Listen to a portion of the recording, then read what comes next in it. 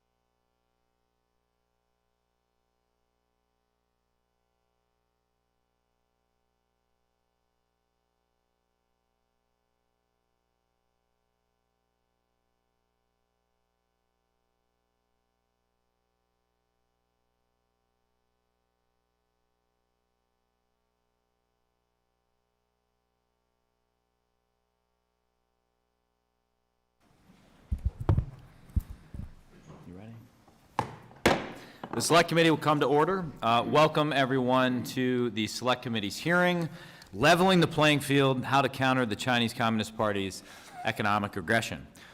Humility.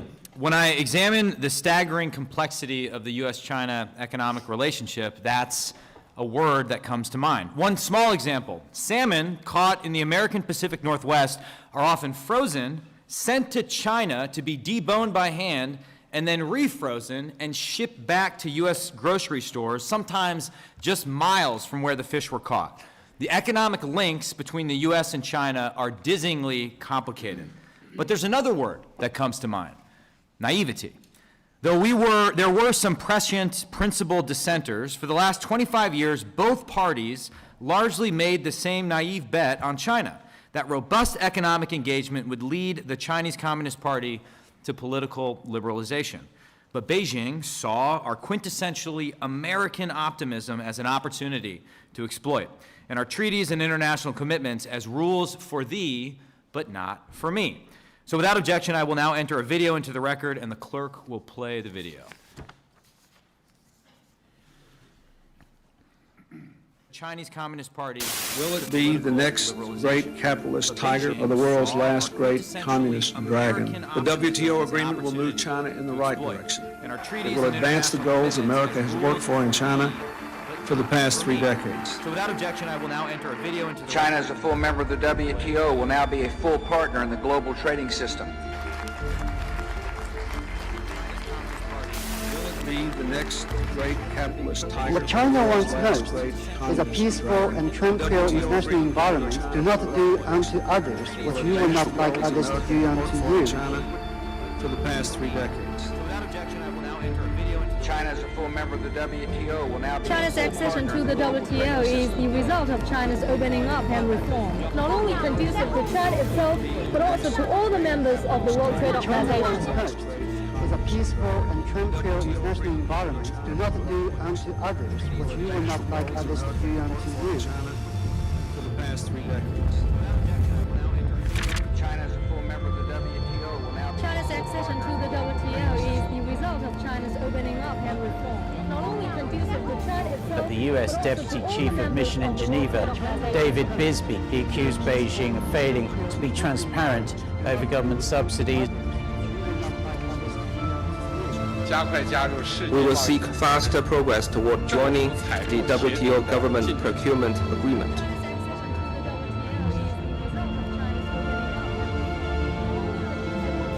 The U.S. Deputy Chief of Mission in Geneva, David Bisbee, he accused Beijing of failing to be transparent over government subsidies.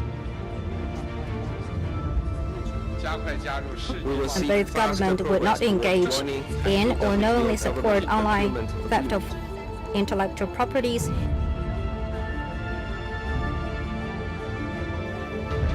Deputy Chief of Mission in Geneva, David Bisbee, he accused Beijing of failing to be transparent. Chinese hackers outnumber FBI cyber personnel by at least 50 to 1. Both governments would not engage in or knowingly support online. We must remain committed to developing free trade and investment.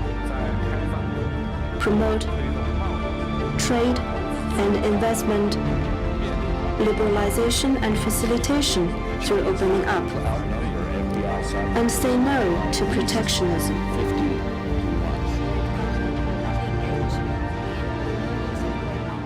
We must remain committed to developing free trade and investment. Promote. The CCP took advantage of our good faith, as well as our technology, our know-how, and our capital to grow strong. But once they felt ready, they began to decouple from us. They began to decouple from us because it was never about reciprocity. Well, now the era of wishful thinking is over. The CCP's economic warfare uses any and all available leverage to coerce us and our allies, and it's time that we defend ourselves in the free world. In so doing, it's important to remember a simple fact. There is no such thing as a truly private business in China. Businesses, like everything else, serve the Chinese Communist Party and its political goals. That's really no secret. Civ-Mil fusion, the national intelligence laws, the recently amended counter-espionage law are all clear evidence. There's been a lot of hand-wringing in this discussion in the media about what we call our new economic approach to China. Strategic decoupling, constructive rebalancing, de-risking. To our witnesses, I would say, call it whatever the heck you want, but let's stop admiring the problem and let's actually get down to solutions. So you're going to hear a lot of economic jargon tonight. Section 301 tariffs, VIE structures, A-shares, capital controls. It's easy to get lost in the statutes and the acronyms and the jargon. I find it helpful, however, to have some policy principles in mind as we get our hands dirty on the minutia. Here are 3 big tent poles I've been considering to guide our strategic de-risking, with the caveat that for an issue this complex, all principles need a healthy dose of pragmatism and humility. 1, we need to stop fueling our own destruction. This means we shouldn't fund PLA modernization, we should protect our sensitive research and critical technologies, and not sacrifice national security for short-term profits. 2, we need to take off the golden blindfolds and open our eyes to the risks in China. American businesses shouldn't be complicit in the CCP's ongoing genocide, and American capital should not fuel human rights abuses. Investment managers, especially U.S. pension and retirement fund stewards, can't ignore their fiduciary duties.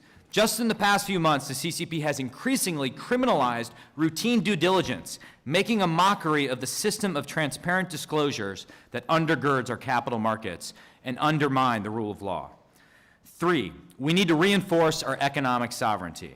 That means reshoring our most critical supply chains like pharmaceuticals and munition supplies. We also need a positive trade agenda that promotes collective resilience with our partners and allies and opens new markets for American companies. No one, at least I am not, is talking about a full decoupling from China. That's a straw man propagated by the pro-engagement media. If we use these principles, however, to craft a policy agenda, along with technical recommendations from experts like the ones testifying before us tonight, I believe we can chart a new course for American prosperity in the 118th Congress. And with that, I now recognize the ranking member, Raja Krishnamurthy, for his opening statement. Thank you, Mr. Chairman. Thank you, witnesses. And thank you, fellow committee members. And thank you to the audience for your attention. Tonight, we're getting to the heart of the strategic competition with the CCP. This is the fundamental question. Who will be the economic and innovation leader for the remainder of the 21st century? Will it be America or the CCP?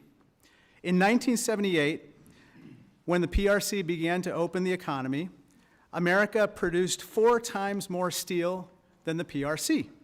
Now, the PRC produces 12 times more steel than we do. In 1978, America produced 36 times more cars than the PRC. Now the PRC is the world's largest automaker, producing nearly 3 times more than America. In 1978, America was the world's leading economy with a GDP more than 12 times that of the PRC, which ranked 10th in the world. Today, we remain the world's biggest economy. The PRC is the second biggest economy, and they're aiming to be number 1. If the trajectory of the PRC's growth is not a wake-up call, let me give you one more stat. The PRC now leads in 37 of 44 technologies that many consider important for the future of our world. That includes 5G, that includes nanoscale manufacturing, and commercial drones, among other things. Let's be clear. The CCP is catching up economically, and they want to move ahead of us. As Chairman Xi Jinping has said, the CCP seeks to, quote, lead the world in terms of comprehensive national power and international influence. If we want to level the playing field for the American people and maintain our place as the global economic leader for the rest of the 21st century, we need to protect ourselves from unfair competitive and trade practices by the CCP. But at the same time, we must up our game and enhance our own competitiveness. Tonight, we're going to hear from 3 impressive witnesses about how America can regain momentum and retake the lead in so many fields of the future important to our economy. As we think about how to put America on track to win the strategic competition with the CCP, I respectfully submit for your consideration 3 Ps: people, production, and partnership. First, people. America's biggest advantage has always been its people. Whether we were born here or, like my own family, came here from distant shores seeking the American dream, the American people have always been our biggest competitive advantage, bar none. Making sure our people are better prepared to lead and innovate will be critical, and attracting the best and the brightest talent from around the world is essential to making sure that America remains number 1. The second P is production. We've seen over the past few years the impact that supply chains abroad can have on our working families here at home.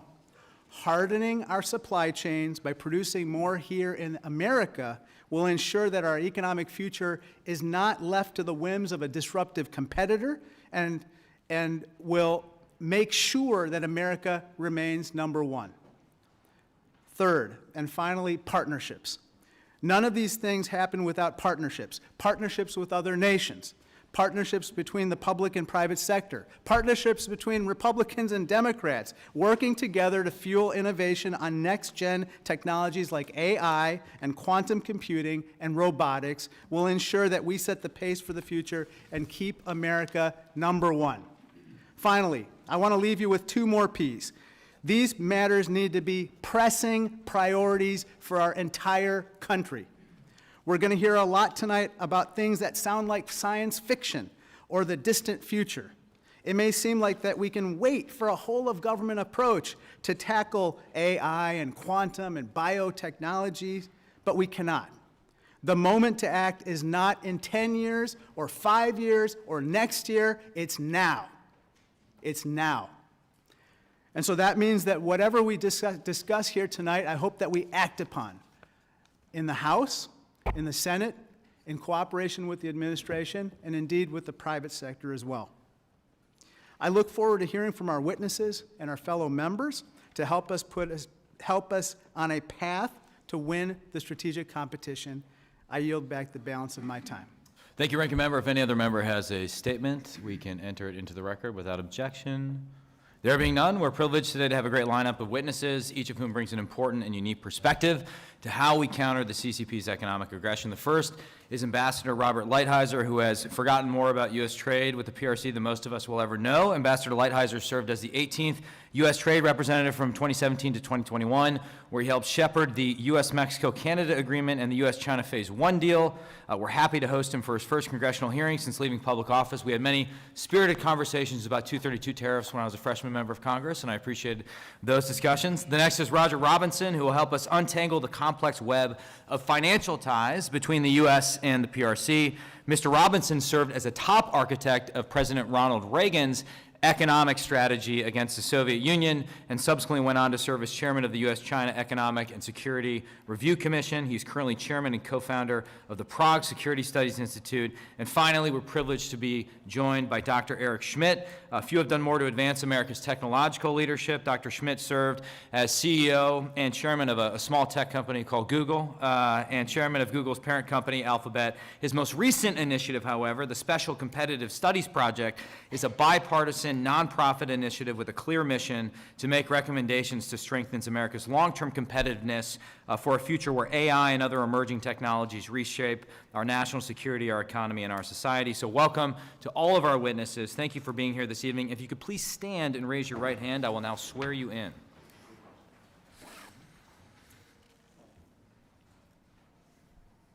Do you swear or affirm under penalty of perjury that the testimony you're about to give is true and correct to the best of your knowledge, information, and beliefs, so help you God?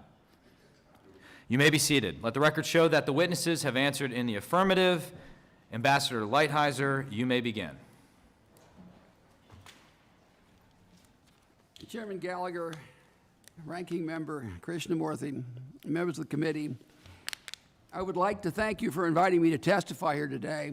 I would also like to thank the House leadership for establishing this important committee and all of you for serving on it. I believe that China is the most dangerous threat that we face as a nation. Indeed, it may be the most perilous adversary we have ever had. Its state actions are increasingly aggressive, militaristic, hostile, totalitarian, and targeted at us. China believes that it is destined to be the world's only superpower and that we are in the way. When assessing our economic relationship with China, it is important to put our analysis in the broader context. I will not repeat examples of military, diplomatic, espionage, and other belligerent acts that demonstrate their intention to challenge America and to dominate global affairs. I will not repeat their own words about America and the Western system being in decline and their preparation for changes not seen in 100 years. I only ask that when you think about their economic activity, please remember that they are an openly hostile adversary. It is not an exaggeration to say that the Chinese Communist Party has been waging an economic war against the United States for decades.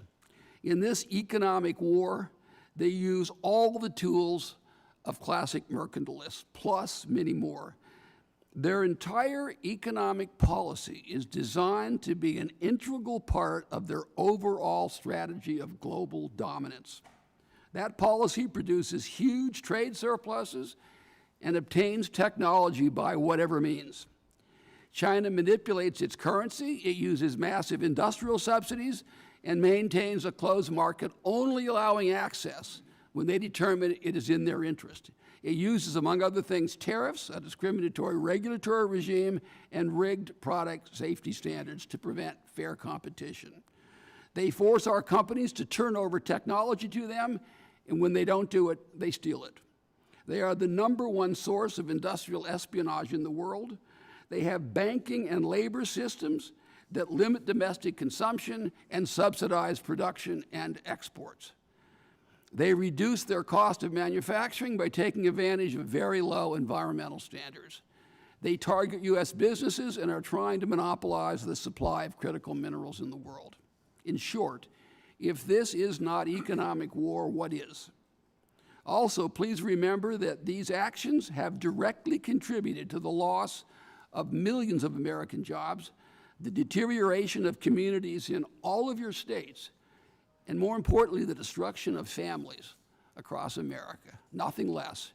Perhaps the worst part of this story is that they appear to be succeeding. While waging this economic war in the U.S., their GDP has gone from $1.2 trillion in 2000, when we granted them most favored nation treatment, to $17 trillion now, a 14-fold increase.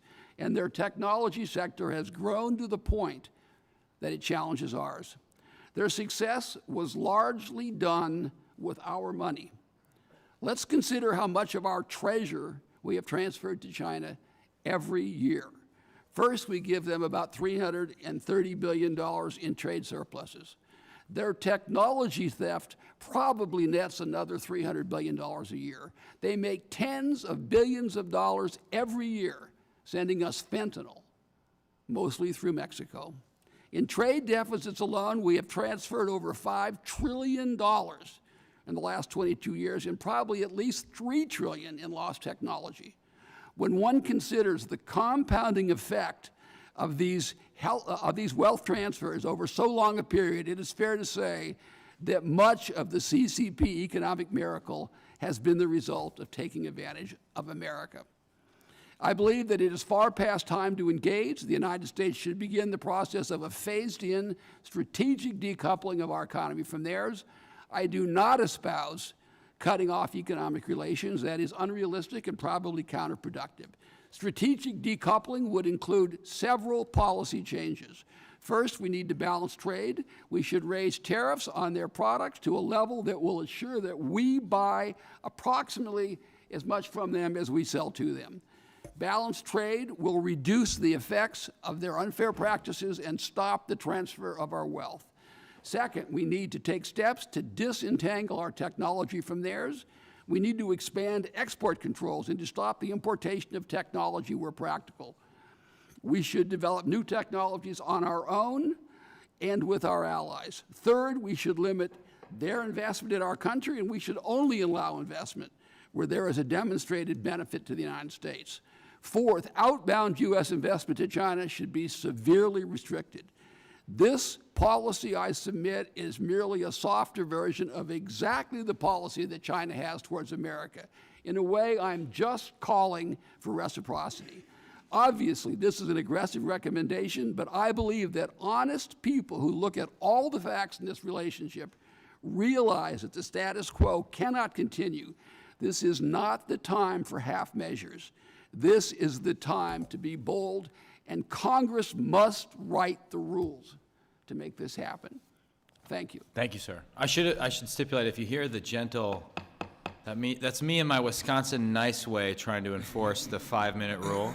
I recognize, however, it is impossible to answer questions and summarize your testimony in 5 minutes, but I have a very early bedtime. I'm a very old 39-year-old, so the members will get mad if I don't try and keep some order. So I don't mean to be rude, but I should have stipulated that at the beginning. Mr. Robinson. Mr. Chairman and members of the committee, I greatly appreciate the opportunity to appear before you today to describe what is arguably the largest strategic financial scandal in modern history. It consists of the multi-trillion-dollar underwriting by a democracy, our democracy, of an authoritarian regime, read China, bent on undermining our fundamental values and way of life. Aided by some fiduciarily malfeasant Wall Street firms and certain conflicted U.S. government regulators at the top levels of the Treasury Department, the Securities and Exchange Commission, and the National Economic Council. For over 20 years, the U.S. has allowed a cavalcade of thousands of CCP-controlled Chinese publicly traded companies to enter the retirement and investment portfolios of average Americans with precious little, if any, diligence or screening concerning who these enterprises and their subsidiaries are, or the corporate human rights and national security abuses they may have perpetrated, including already U.S.-sanctioned Chinese companies. Moreover, none of these roughly 5,000 Chinese corporate securities traded in the U.S. capital markets are compliant with federal securities laws and generally lack adequate material risk disclosure, transparent financials, corporate governance, shareholder rights, the rule of law, and other standard requirements for their American and foreign corporate counterparts. Americans trust that our fund managers, pension system administrators, and other fiduciaries are protecting our risk-related interests, not just seeking returns. This is often not the case. Index providers like MSCI and FTSE Russell have products littered with risky, sanctioned, and other Chinese corporate bad actors. These include egregious human rights and national security offenders. The same is true regarding certain large American asset managers, which have included these bad actor companies in their exchange-traded funds and other passive investment products benchmarked against these indices. The list of Chinese corporate wrongdoers in state-level and other investment portfolios is long. Tragically, it includes companies equipping concentration camps, trafficking in forced labor, aiding and abetting genocide, building Chinese aircraft carriers, hypersonic glide vehicles, and other advanced weapon systems for the PLA, as well as companies engaged in IP and technology theft, espionage, and environmental despoilage. Just imagine the damage caused to American economic competitiveness by these trillions of U.S. investor dollars that have been funneled to the coffers of the CCP instead of remaining productively invested here. This is arguably the single most troubling consequential issue in U.S.-China relations. My written testimony provides a dozen specific conditions warranting the removal of malign and/or unfit Chinese corporate securities. Those Chinese CCP-controlled companies that fail to meet these sensible criteria should be delisted and deregistered from our exchanges, including the over-the-counter market, in no more than 180 days, and Americans worldwide should be prohibited from holding their securities, including via ETFs, exchange-traded funds that is, mutual funds, and other passive investment products. There are well over 100 million Americans holding the stocks and bonds of U.S.-sanctioned and other Chinese corporate bad actors. Do we really believe that the American people would have wanted to be holding unwittingly the stocks and bonds of Soviet companies or those supporting Nazi Germany? Do we really believe that my former boss, Ronald Reagan, would have stood by and permitted the multi-trillion-dollar funding of those in the CCP that would destroy our democracy and everything we hold dear? As his NSC Senior Director of International Economic Affairs, I was in a position to know, and I can assure you that he would not for a moment.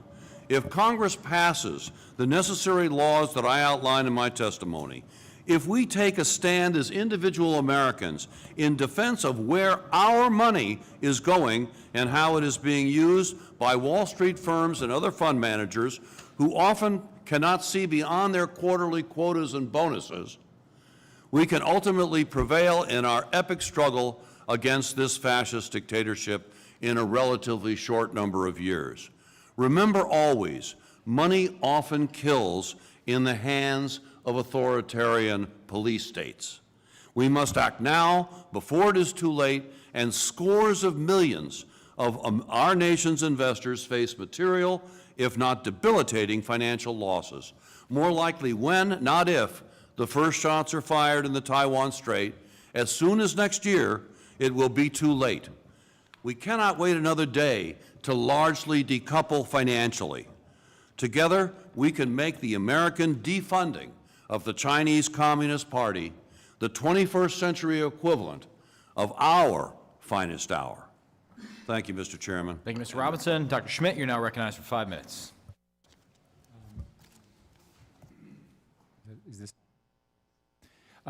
Mr. Chairman, thank you very much for inviting me, all of you. I was struck by how much I agree with your opening statement, Mr. Chairman, and I would offer the rule that it's never too late to stop digging our own grave. Right. I think the most important strategic issue is exactly what you're dealing with, and I think the technology competition between China and the U.S. is the defining moment of all of the competitions. And of that, artificial intelligence, AI, which is now a lot of people are talking about, is very much at the center of this competition. In 2016, I was present when a computer beat the top Go player in the world. 280 million Chinese people were watching it on TV. As it became clear that the human was losing, they shut down the feed and shut off the coverage. That's how serious they took this threat. And perhaps as a result of this, or perhaps for others, we know that China is now dedicating enormous resources to outpace the U.S. in technologies, in particular AI. And we're not talking about it tonight, but basically quantum, cyber, AI, biology, computer science, and new energy are also on the list. And they're all strategic, and they're all under attack. And I have some suggestions for how we address that. I think we can win, but we need to act. AI is my current choice of discussion because it's a foundational technology. And making the scientists smarter, making the system smarter, has this pervasive platform improvement of capability and scaling that is profound. And that's why the fight for AI is so important. There's good news, and the good news is that at the moment we're ahead due to some remarkably good decisions by the Trump administration and the Biden administration with respect to export restrictions on the hardware side. And I hope that you all will have such good judgment in all these other things that you're thinking about as well. It's working well so far in that one area. Now, the Chinese understand this. They're very, very smart. And they understand with their top focus planning, their economic maneuvering, they've taken the lead of the United States in several critical technology areas. So, for example, Huawei, 5G, TikTok, right? Think about 90% of all the new energy components, batteries and so forth, are made in China. The #1 manufacturer of electrical vehicles is Chinese, not in the United States. We invented this stuff, by the way. It's quite annoying, but nevertheless, it's true. In May 2022, China revised its 14th fifth-year plan, an alarming first in the PRC history, to focus on the bioeconomy as well. So the other fields are also important. And the bioeconomy is a multi-trillion-dollar area of economic growth, which, again, America invented. I want us to continue to win that one. Now, we must organize around innovation power. And innovation power is my way of saying the way you win is you innovate ahead of the competition. And America's great success, economic success over hundreds of years, has been the unique partnership between the government, the private sector, universities, and so forth, risk capital, smart people, taking global risks, and essentially dominating the world's technology platforms. This is crucial, and it's crucial that we continue it. Imagine if the technology platforms we were using today were all Chinese-made. Would you be really comfortable as an American being here in this room? Imagine, look at the lights, look at the TV. Imagine. You'd be very uncomfortable, and so would I. Let's make sure that does not happen. This uniquely American innovation ecosystem is still the world's envy, and I want us to make it stronger. I've never seen rapid gains that we're seeing now with frontier language models as fast. We lead. The world is trying to catch up. We're still ahead. Let's continue. We have this ability to out-innovate our global rivals because of this unique American system that I'm so very proud to be part of, and I want us to make it stronger. We should act to do whatever we can to make the triumvirate, if you will, of those different components work. Where do we start? First, we have to invest in science and technology research, basic and applied, at the National Security Commission on AI, which you all appointed me the chairman of a while ago. We recommended that we increase the non-defense AI R&D funding to $32 billion annually by 2026. So far, it's still at $2 billion. That's a problem. Congress must pass technology-focused legislation each year because the race continues apace. CHIPS and USCA were quite successful, but you're going to have to do it again and again and again to make sure we have the necessary governmental support, private industry focus, and so forth to do this. We have to invest in our talent in all the obvious ways, and you know this. For example, we proposed a digital service academy to try to get more people in the civilian parts of our government. The military does a good job on the national security academies to do this. We have to fix the H-1B visa problem. In particular, let me tell you what we need. We need physics, math, chemistry, biology, computer science, PhDs, right? If I keep going, we need a stronger defense strategy in this area to use this technology. We have to develop these technologies with democratic values in mind, and we have to act to make sure that the AI tools that we produce reflect American values. And then finally, we have to work with our partners as my fellow panelists have all emphasized. This, in my view, is the defining competition of our time.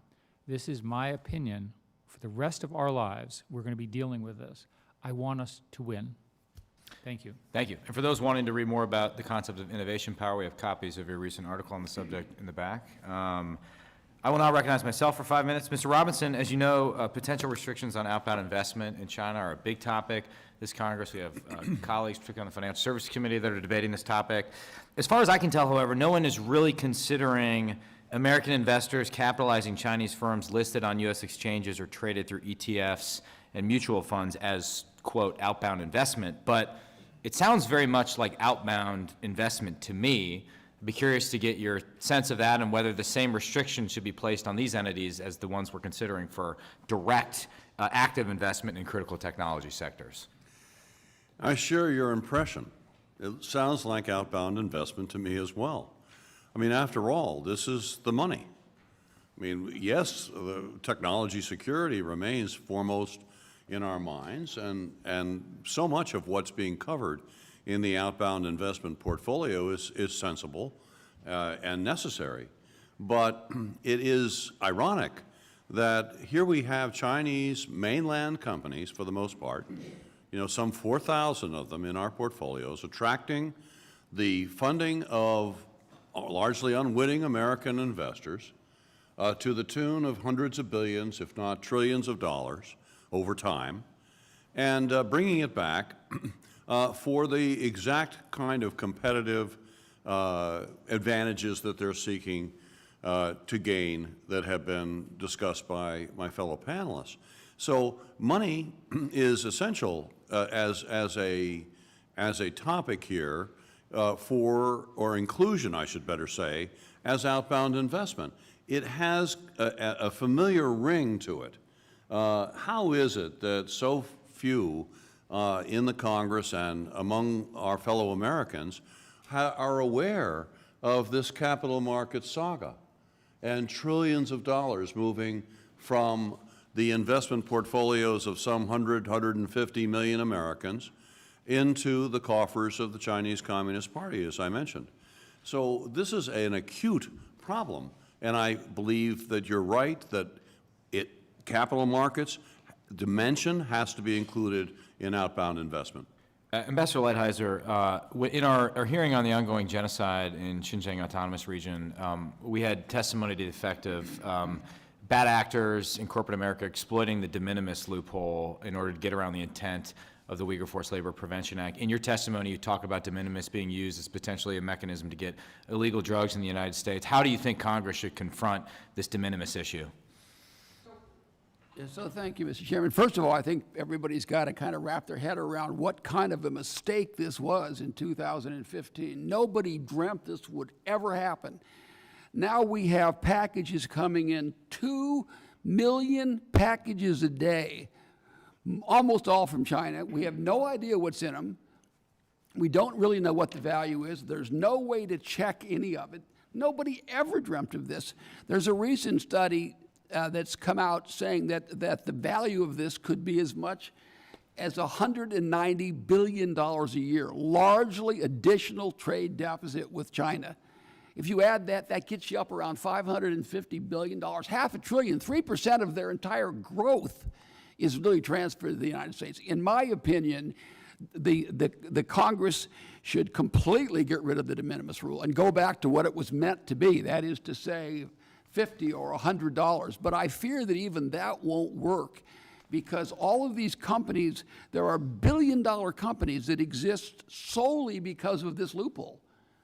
Shein, Temu, these are companies that literally would not exist except for this one little silly loophole. And they're putting businesses, they're putting people out of work in stores, they're putting people out of work in manufacturing. So to me, if you can't repeal it entirely and go back to a really nominal amount, at least take it away for China, and then take it away for any other country that you can prove transshipped from Canada. And that would include, by the way, Mexico and Canada if they continue to do what they do. Because like Amazon will ship in things to Canada, then divided into smaller groups and sent it to the United States. There's another company, I have it in my testimony, that ships in stuff to Long Beach, puts it in a van and takes it into Mexico and then ships it out of Mexico. It never goes through U.S. Customs. We don't know whether it's drugs, whether it's counterfeit, but we know it's probably a couple of $100 billion. I am out of time. I have to abide by my own rules, unfortunately. I recognize the ranking member for 5 minutes. Thank you, Mr. Chair. I'd like to turn your attention to this chart. Since 1979, the PRC has experienced what the World Bank has called, quote, the fastest sustained expansion by a major economy in history. In this chart here, we see rapid growth of the PRC's economy. On the bottom, it's the red dots corresponding to gross domestic product by year. And on the top is the U.S. You can see that China's growth is rapid, but it has not converged yet. Dr. Schmidt, in order to progress, the CCP has invested heavily in post-secondary education and developing the world's largest technical workforce. In fact, in 2021, the most common post-secondary educational degree in the PRC is what's called a short-term vocational degree, with almost 82 million Chinese having them. The corresponding number in the U.S. is 19 million. So 82 million there, 19 million here. You would agree with me that an emphasis on technical and vocational education in the PRC has helped to propel its growth over time, right? Yes, you're exactly correct. And it's important to know that China produces more PhDs in artificial intelligence, for example, than we do. They're now producing more papers than we do. They have 4 to 5 times the number of STEM graduates than the United States provides. So unless you think somehow their system will prevent them from being intelligent, which is clearly now false, we have a structural problem of scale. They have more people, more investment, and so forth, and they're delivering. And if we were to have a similar emphasis, for instance, on vocational education and apprenticeships, which you talk about in your testimony, that's very possible that our own economy could take off as well. Isn't that right? You're exactly right again. And more importantly, we seem to have forgotten that we should start manufacturing stuff and as a country. And the way you start manufacturing stuff is you need the people who manufacture things. And those are typically people who are not given a liberal arts college education, but rather a technical education in high school and college. And they're very, very valuable, and their salaries are very high. Let me turn to another topic, which is in addition to developing our own talent, we must attract the world's best talent, wherever it is. It turns out that according to a Science article, they polled 2,300 scientists around the world to find out where would they like to live. It turns out 56% of them said they would consider moving to America, but only 8% said they would consider moving to China. Now, it's good that scientists and STEM graduates would want to come to America because report after report shows that our defense industrial base and innovation and technologies of the future require STEM graduates. Now, you might be wondering, where are these STEM graduates? Dr. Schmidt, I have a chart here that shows where some of these STEM graduates come from among our closest friends and allies.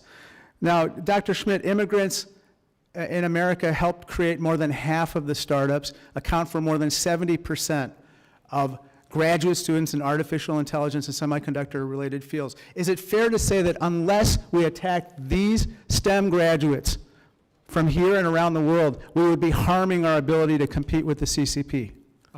We need to accelerate everything you just said as fast as we possibly can in very specific fields.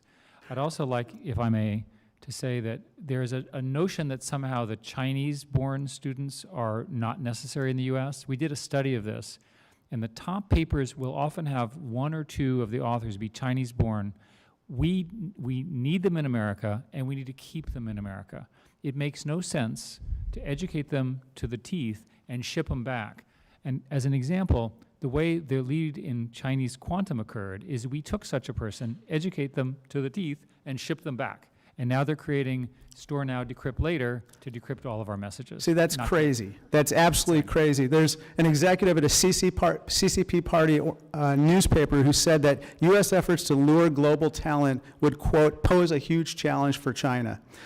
Sir, one congressional report stated the following, Dr. Schmidt, the U.S., quote, needs to continue to attract the best and brightest STEM talent from around the world. You'd agree with that, right? Yes, of course.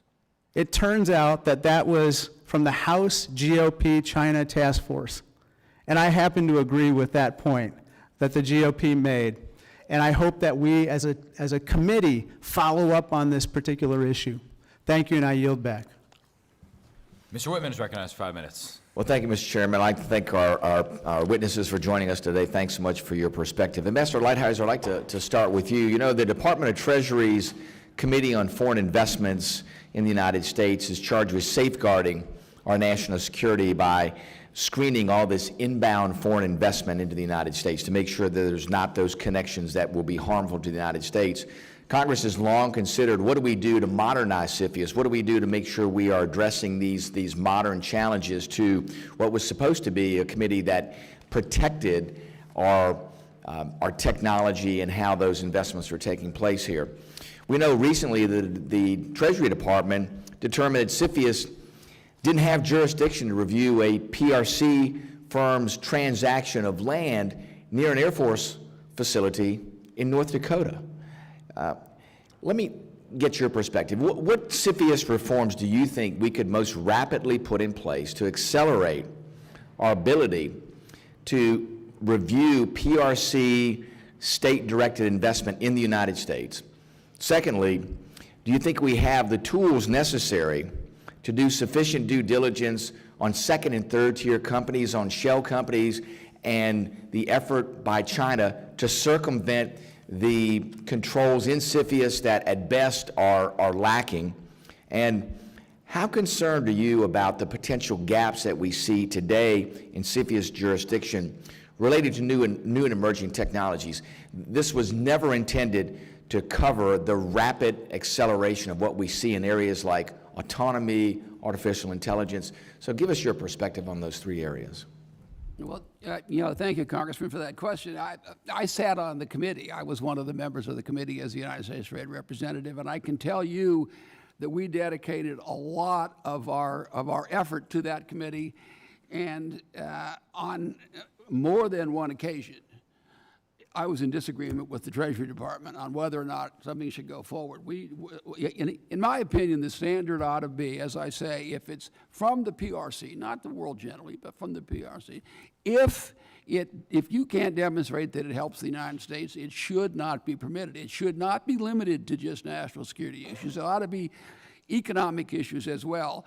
And the notion, even with the current standard, the notion that you can't stop buying farmland near an Air Force base or near the place where we develop our drones, which are so important to all you hard power people know far more about it than I do, is to me crazy. That is a national security issue. So I think every dime's worth of Chinese investment should be notified, and it should only be permitted if you can demonstrate that it's in the interest of the United States. Your point about shell corporations and all is a very good one. It's always going to be a problem. We're going to have to be vigilant, and we have to be able to unravel any deal that we later find out has any kind of a connection to the People's Republic of China. This strikes me really as the most obvious thing in the world. I can't imagine it being put before a vote of this House right now and have it not pass overwhelmingly with Democrats and Republicans. It's just not imaginable to me. And I say one other thing. This notion of mitigation agreements is another huge mistake. So the notion is, we sit here, we don't think you should go forward with it, but we'll create a mitigation situation. And then we'll put some former colonel in an accounting firm, and they'll make sure that the data doesn't go to China. I just don't believe it works. I think it's a mistake. Thank you, Mr. Ambassador. Mr. Robinson, I appreciate your perspective on things. You came and spoke actually to a small group of us from the Armed Services Committee and from the Financial Services Committee about this exact subject, about U.S. investments going into these ETFs, these A-shares as you term them. And then you spoke, too, about investments in bonds that are essentially issued by the CCP. Can you give us a little broader perspective on that? Because we see a lot of funds today that have exceptional returns that are Asian bond market funds, but it seems like much of those bonds are actually issued by the CCP. Give us your perspective in that area of where investment from the United States is going to feed, as you say, the wolf that will eat us. First, I liked your CFIUS question very much. And think about a financial CFIUS, would you? Because there's never been any screening whatsoever as to the identities and activities of those Chinese companies coming to our capital markets. But getting on to your question, Chinese sovereign bonds. Well, as we know, bonds are discretionary cash.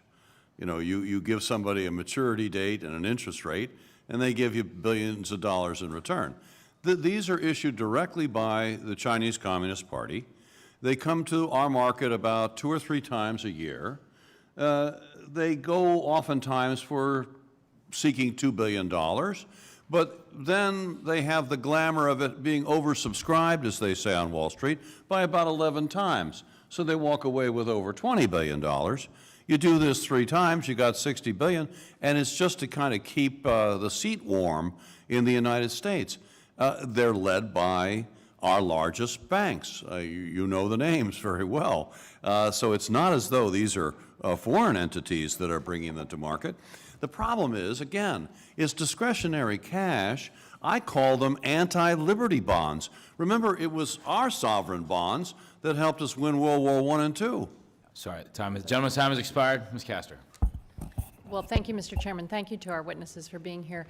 In 2021 and 2022, a Democratic-led Congress and President Biden took major steps to strengthen America's economy and our workers, to invest in domestic manufacturing, infrastructure, and cleaner, cheaper energy. The Infrastructure Investment and Jobs Act, the Inflation Reduction Act, the CHIPS and Science Act, have really together helped ramp up America's competitiveness with a strong foundation to counter China. In fact, it's been very heartening to see the factory opening announcements, the job creation. It's happening at pace, but we've got to do more. Dr. Schmidt, what do you identify in those important laws, the strategic parts that are helping to boost our competitiveness, to counter China? What's working that we can build on, and then what are the gaps? You've identified some already. Well, there's again good news from the results that you quoted, in particular the construction of semiconductor fabs by Samsung and by TSMC in New Mexico and Arizona are incredibly strategic for our national security and is a great part of our narrative. If you look at the IRA, the incredible investment in sort of retooling the way climate energy systems work is very, very positive. What I would tell you is it's a race, and those are steps in the race, but we're not done. There's this notion that somehow we pass a law, we do the right thing, and we win. It's not how it works. It's a constant competition. I'm quite convinced that investing in the primary part of my testimony, which is around AI and AI leadership, where we're leading today, will continue that, because it's such a foundational technology for everything else.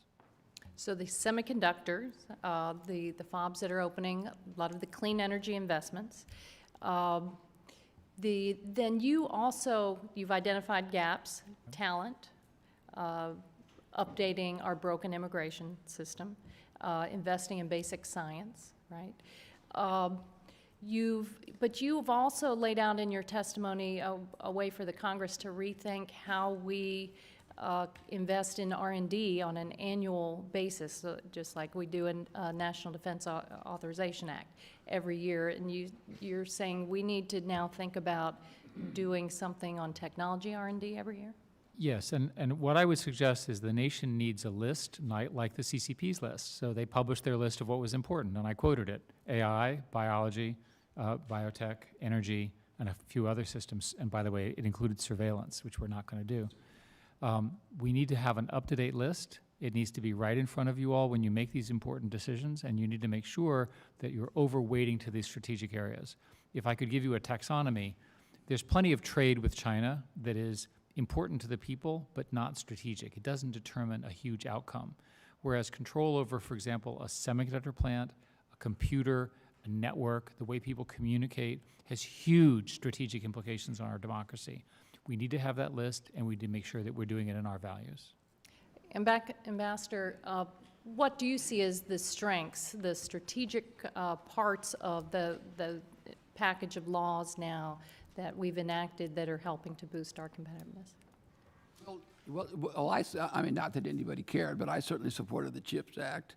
I should say that we should be really, really careful when we're subsidizing anything, right? I mean, that really requires, the initial reaction should be, this is a bad idea because it's so distortive of the market subsidies are. Having said that, in the kinds of areas that Dr. Schmidt is talking about, in my judgment, the Congress has to act, and we have to subsidize. And for sure, semiconductors is one. But if you want a pretty good idea what the field is, go look at the Made in China 2025. Exactly. Go down those 10 things, and there isn't one of them that you wouldn't say. You're so right. I get that a lot, by the way. Sorry. I interrupted you. All right. Thank you very much. I yield. Mr. Lukemeyer. Thank you, Mr. Chairman. Mr. Robinson, do you know the dollar amount roughly of American assets in China right now? In a word, no. But when we talk about assets, we're talking about manufacturing assets Manufacturing assets, inventory. You're looking at money that's sitting there being invested in these things. Haven't had the bandwidth because concentrating too much on the financial piece alone. Okay. What would happen to the assets? We've been talking endlessly about China invading Taiwan. Yeah. And if we sanction Taiwan or China, what's going to be the reaction of China, do you think?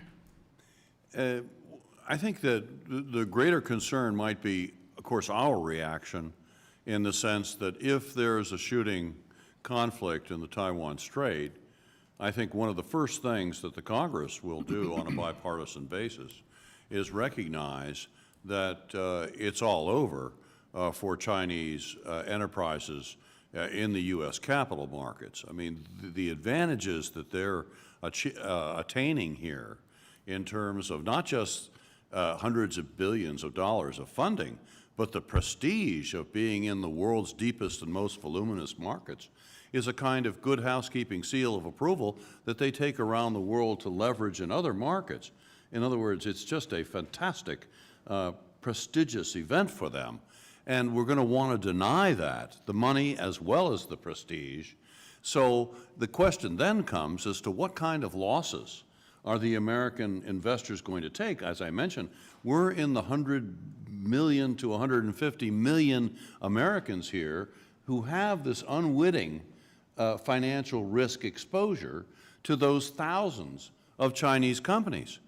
No one, to my knowledge, has any handle at Treasury or elsewhere as to what is the total amount of financial risk exposure of the American people to those Chinese corporate enterprises in our capital markets, not to mention the sovereign bonds that we just talked about. So it's a big number. It's over $1 trillion. It could be 2 or 3. No one really knows for sure, but that is my greatest concern, that if we don't act to at least excise, sanction bad actors, for goodness sake, we're going to have a horrific financial crisis, and folks are going to be coming to you asking for grace periods and even bailouts of the American people because the hit that the American people are taking is so draconian. Wait a minute. We have a chance right now to do something about this. Why is it that we always have to wait until we're electrocuted before we get the picture? So that would be my strong feeling. So what you're saying is that you believe that should those actions take place, the reaction is going to be a closing down of the markets a loss by the American people of all their investments in China, and therefore their savings, their retirements, whatever is there is going to be gone. Is that what you're saying? That's my concern, yes. Yes. You know, one of the things today in Bloomberg, there was an article that's Wall Street's biggest banks face a harsh reality check in China. They're continuing to look at and starting to think about their investment there, their position there, which is interesting. And I think we need to keep the pressure on everybody. I think this committee is making a difference, and these folks are starting to think twice about their investments there. And so, Mr. Robinson, you know, how do we prepare the American people for this? Do we start by saying these asset managers and investors have a fiduciary responsibility that they need to disclose to the people who are investing in China? Or should we just let them go ahead? Should we list China as a terrorist organization, as an enemy of the state, to prohibit the investment there? How do we control the ability to invest there and cut off the money that keeps flowing into this country that underpins all of the activities of the Chinese Communist Party, including detaining their people, oppressing their people, building up their military, et cetera? We have to enforce the rules. After all, these are fiduciaries. They're supposed to be seeing companies that are compliant with U.S. federal securities laws. None of the Chinese are. You have to have corporate governance. There's no such thing, or rule of law, or any kind of proper risk management. You've got one abuse after the other in the area of investor protection. I mean, this is very unusual. China has gotten a free ride across the board for way too long, and the Public Company Accounting Oversight Board waiver of May 2013 is merely one example. We don't have time to get into that right now, but these are among the things that we can do to help protect the American people from that day and get that risk exposure way down. Trust me, none of this can stand the light of day when you see it the way I have. Thank you. Gentleman's time has expired. Mr. Carson. Thank you, Chairman, Ranking Member. Dr. Smith, in your written testimony, you advocate for adjustments to our immigration policies to ensure the U.S. is the top destination for foreign scientists, technicians, and innovators. In addition to your suggestions on reforming H-1B visas and creating the new innovators visa, do you see any issues on the horizon, be it economic, be it cultural, or even social, that would make it harder for us to recruit and retain top talent? And if so, what should we be doing to get ahead of those trends? So I published an article yesterday on this in Foreign Affairs. If you look at the UK and Canada, not only do they have a high skills visa program, but they also make it relatively straightforward to get the equivalent of a green card. So here's an idea for you all to consider. For friendly nations, let's think of the Five Eyes to start with. Let's identify people and say, if you manage to get your degree, you have a quick path to a green card. At that point, there's no ambiguity that they're going to learn, live, found companies, and work on American soil for America and pay American taxes and all of that. So remember that the top people have choices. I want them to choose the U.S. There's evidence that they're choosing other countries because we still, because of this dysfunctional comment that Ms. Astor made, that the dysfunctional nature of the system gives them too many disincentives to stay. At least let's start with our best friends and invite them to the party and keep them at the party. And then if that works, let's expand to some other countries. Well, even on the domestic front, how do we incent students to pursue these very important careers? Well, the good news is that there's so much money being made in my field that the financial incentive is there. I think what we really need to do is to get more money to the key universities that are doing the research that matters.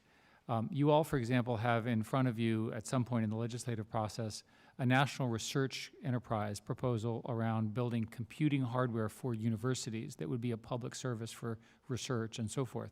So there's a bunch of tactics, that's just one of many, that people have recommended that would make our universities even stronger in innovation. From my perspective, it's really easy to understand. It's a young person who has a crazy new idea. They work, deep in the lab. Most of them don't make it, but one or two, and boom, billions of dollars are created overnight. And lastly, Chairman, I represent a district with a very proud manufacturing tradition, and this is for everyone. The state of Indiana, we have more than 8,400 manufacturing companies with nearly 600,000 workers. How do we adapt this industry and these industries for the future, and what should we be focusing on specifically? Could I just add that the National Semiconductor Center is at Purdue. It's well worth visiting. We've got people in your state that can really transform the entire nation, and I'm sure for each of you, I can identify such an effort in each of the states that you represent.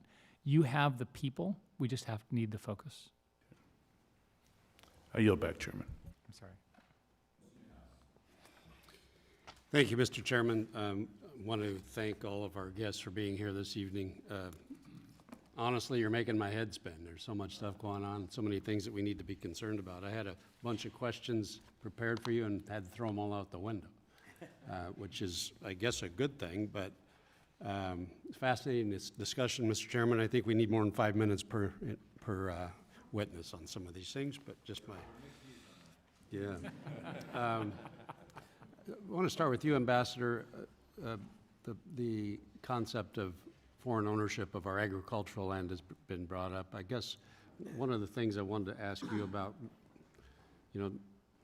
what are some of the national security implications that you see there? Some of the things that we should be concerned with, whether near military installations or not. It could be just national security issues around our food supply. But also there's other implications that we haven't put a lot of thought into either. Perhaps issues surrounding our water supplies and other natural resource issues as well. So I wanted you to expound on that if you could.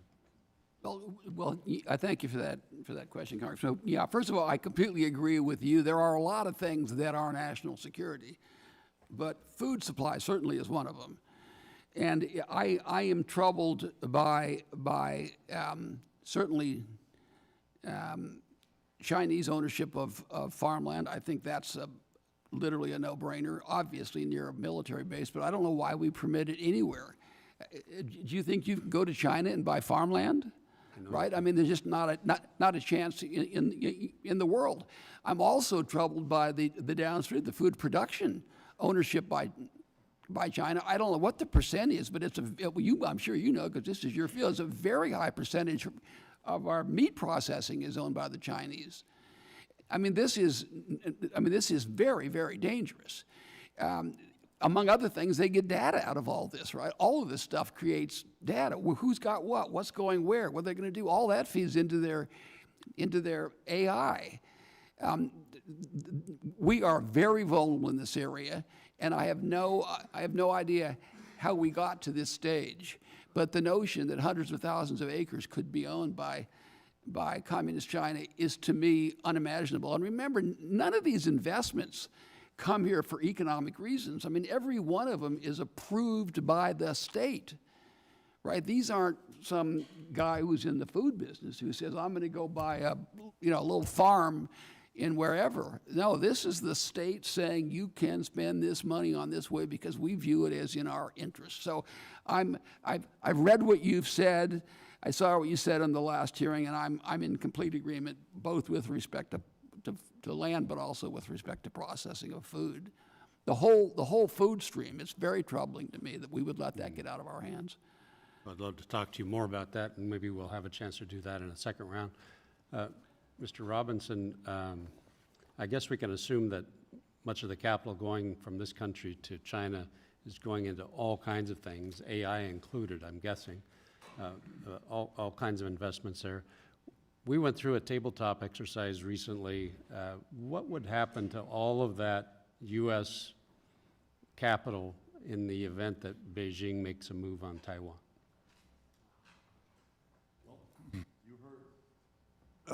Thank you. You've heard my best guess, which is that business as usual is over instantly when the first shots are fired, because we're going to be, our men and women in uniform are going to be in the line of fire virtually instantly. So we then obviously are going to look at this multi-trillion-dollar free lunch program a whole new way real quick, right? And it's not going to be pretty for the American people because this thing has been allowed to get so out of control. Remember BlackRock and others who have exhorted the American people to triple our exposure in China not long ago. It's not as though they've rescinded that idea. So again, there's big fat fees involved here. And there's this, what I call in my written testimony, the holy grails for Wall Street. That is going and having a chance to go into mainland China and sell their investment products, their services, wealth management and the like to average, more average at least, Chinese institutional retail investors. So, you know, these are dangled in front of our Wall Street friends, and they're buying into it every time. Thank you. Thank you, Mr. Chairman. Mr. Moulton. Thank you, Mr. Chairman. I want to thank all of you for your service to the country in different capacities. We're grateful to have you here tonight. Mr. Schmidt, beginning with you, we've heard a lot of concerns in the last few months in particular about how much closer we are getting to a generative AI and the impact that it would have on our society and economy. Could you describe for us why it matters who wins this technology race between the U.S. and China and how it might impact geopolitics? How can we mitigate the risks? So one way of understanding what we're trying to do is we're trying to build systems that are savants that help us and amplify our power as individuals and as a society. If you could imagine that that race is won by China, imagine how different those savants would behave.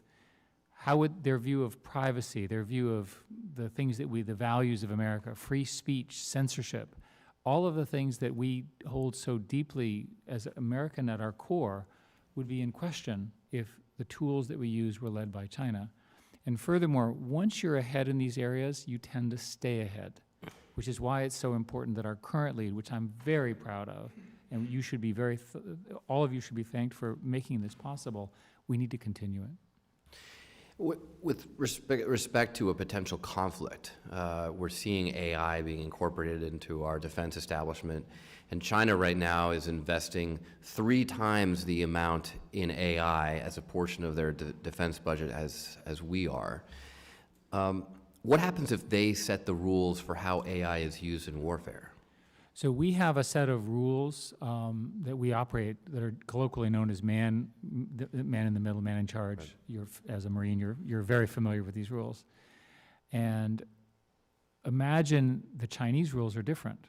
Imagine that the Chinese use these techniques to build automatic weapon systems that are launch on warning. They actually just do their thing. We don't understand their command and control. We don't understand their rules in this area, and they wouldn't necessarily abide by them anyway. So it's crucial that our military and national security apparatus advance with the rest of the commercial market, and they're behind. And they're behind for many reasons, including the way the military procurement works, and also because they don't have quite the right people because it's such a new field. So this should be a very high priority. I'm pleased that the NSCAI recommendations were largely adopted in the NDAA, and the military is moving in that direction.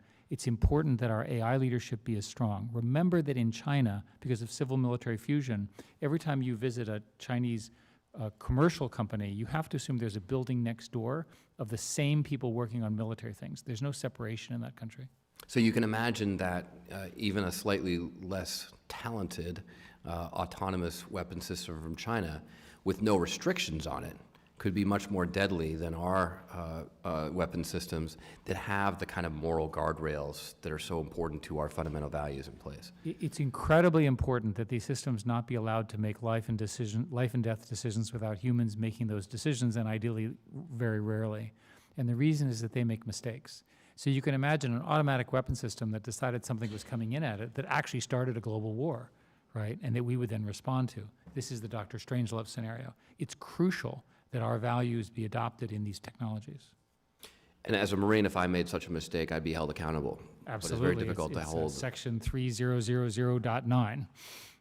How do we get China to follow our rules for AI warfare? My own view is that this is going to go step by step. If you look at the history of nuclear, in 1951, the original discussions against the Soviet Union, it took a while for people to agree on common goals. I think the first agreement we can get with China, in my opinion, I don't know this, is a no surprises rule, right? That you're not going to produce a weapon system that could kill everybody without human intervention. And the problem is if you're building that, then the other side has an incentive to prematurely left of launch destroy it. That's a destabilizing structure. And I would certainly argue that we have the leverage to actually propose and pursue some of these treaties when we're a little bit ahead, rather than being behind. Mr. Robinson, I'm sorry I don't have much time left for you, but I'm interested in your economic strategy vis-a-vis China. And, you know, if we succeed in really, you know, competitively crushing, shall we say, the Chinese economy, do you think that China's economic problems or challenges make it more or less likely that Xi Jinping pursues an invasion of Taiwan?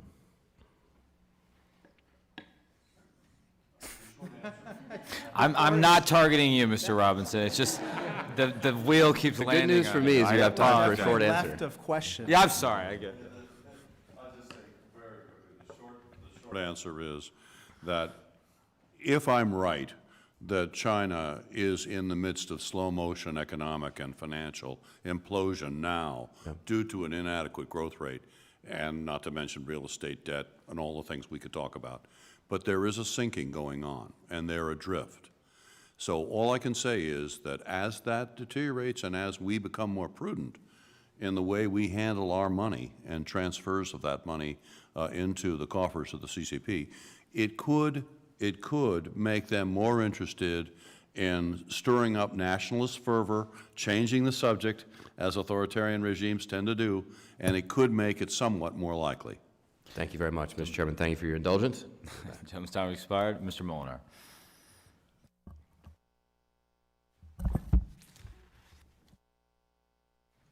Thank you, Mr. Chairman. Thank you very much to all of you. This has been a fascinating discussion. I wanted to start with Ambassador Lighthizer, following up on Representative Whitman's discussion of CFIUS and what can be done to improve it. One of the things that struck me when you were talking, and I'm not overly familiar with, you know, you've been in the room following this process, but it almost appears to me like we have a process where things will be approved unless there's some glaring issue with respect to Chinese investment in the United States. What I heard you saying was almost that you think it should be reversed to say it should be approved only if there is an economic benefit or, you know, demonstrated no national security. Am I right in understanding what you said on that? So that is my position, yes, Congressman. And I believe there is kind of a tendency just to go ahead and assume it's going to be approved. And there is like an industry in Washington that does this. And they make a lot of money, and a lot of them are lawyers and accountants, and there's this overwhelm. And if you're the government guy doing this today, well, you know, tomorrow you're going to be probably working for me anyway. And so I think there is this impetus, and it's very troubling with respect to the PRC. Okay, thank you. And then can you comment on mitigation agreements with respect to Treasury and allowing CFIUS deals to go through with mitigation agreements? So I was never in favor of mitigation agreements. Whenever speaking for my agency on that committee, whenever we thought it was a bad idea, we wanted it to be stopped. And once again, this sort of industry has this tendency of wanting to put mitigation agreements. And I literally said to one of the people there at one point, well, how many of these do we have? When's the last time we did a review of them? So, and I finally got a study. I mean, it was like 6 months. I got a study, and there's hundreds of them. And they're like a Treasury guy and a Defense Department guy, or, you know, I mean, it's like this, and then there's an accounting firm involved and a retired Army officer or something.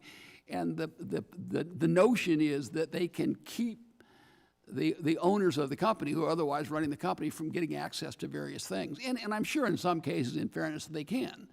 But I was never convinced that they could do it in all cases. So to me, mitigation agreements really didn't make much sense. There may be a circumstance where I would say I'm wrong, but for the most part, I thought it was a mistake. And I think it is the presumption is that we're going to approve and we'll take care of the problem with a mitigation agreement. And then you've commented a lot on kind of the Washington, D.C. process. You also mentioned that the entire Chinese economy is integrated with and serves to strengthen the Chinese military. And I'm wondering how you would evaluate U.S.-based subsidiaries of Chinese companies, because we have a situation where states are offering incentives to bring in partners that, are partially owned by subsidiaries of Chinese-based companies. So in my judgment, and this is a matter of judgment, in my judgment, every single one of them is integrated into the overall strategy of China becoming the dominant power in the world, every single one of them. That isn't to say everything they do is for that reason, but whenever called upon, they do it.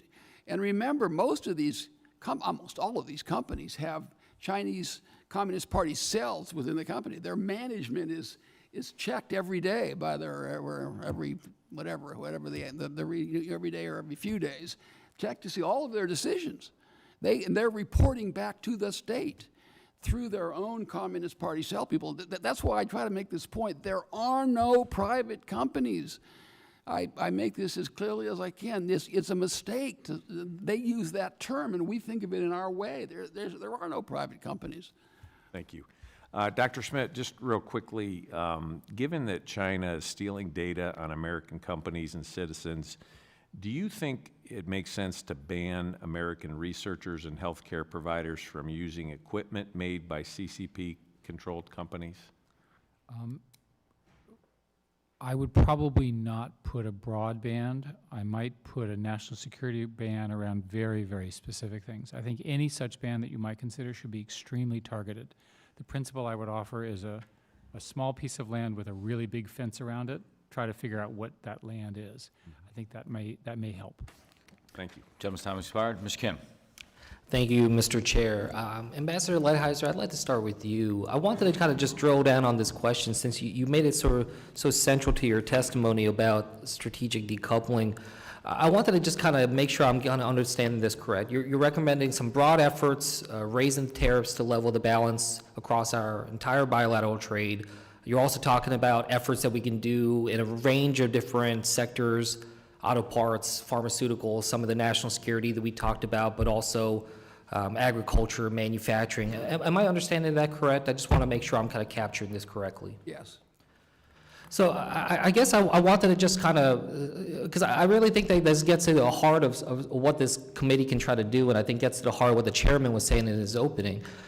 Dr. Schmidt, I've read some of your material and I was listening to your testimony. It sounds like you might have a different vision of this. Am I correct in kind of understanding this, that your thought about this kind of action that we should take, it's not necessarily that sort of broad across our entire economy, but instead something more targeted? Am I getting that correct here? That is correct, and I want to defer to the other panel experts who understand their areas much better than I do. In the areas that I work in, it's crucial that we win in a bunch of global battles around platforms. That's innovation leadership. And the list, I'll just read the list: AI, chips, 5G, biotech, quantum, energy storage, and basically smart manufacturing, right? If we lose those things, then we lose the global platform.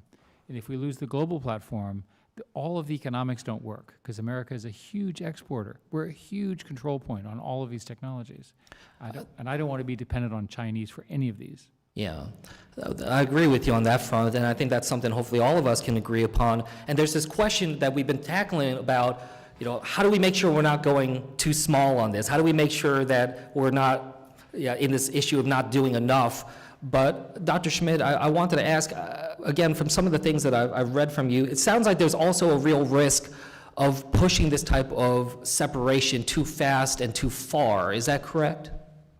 I am not in favor of the decoupling that's been sort of discussed colloquially, because I think all it would do is take non-strategic components and increase their prices to Americans, which would make things less competitive. I'm interested in making sure that we are the dominant player in the areas that I just named. I don't, at some level, worry too much about the others, because they're not going to determine the power outcome.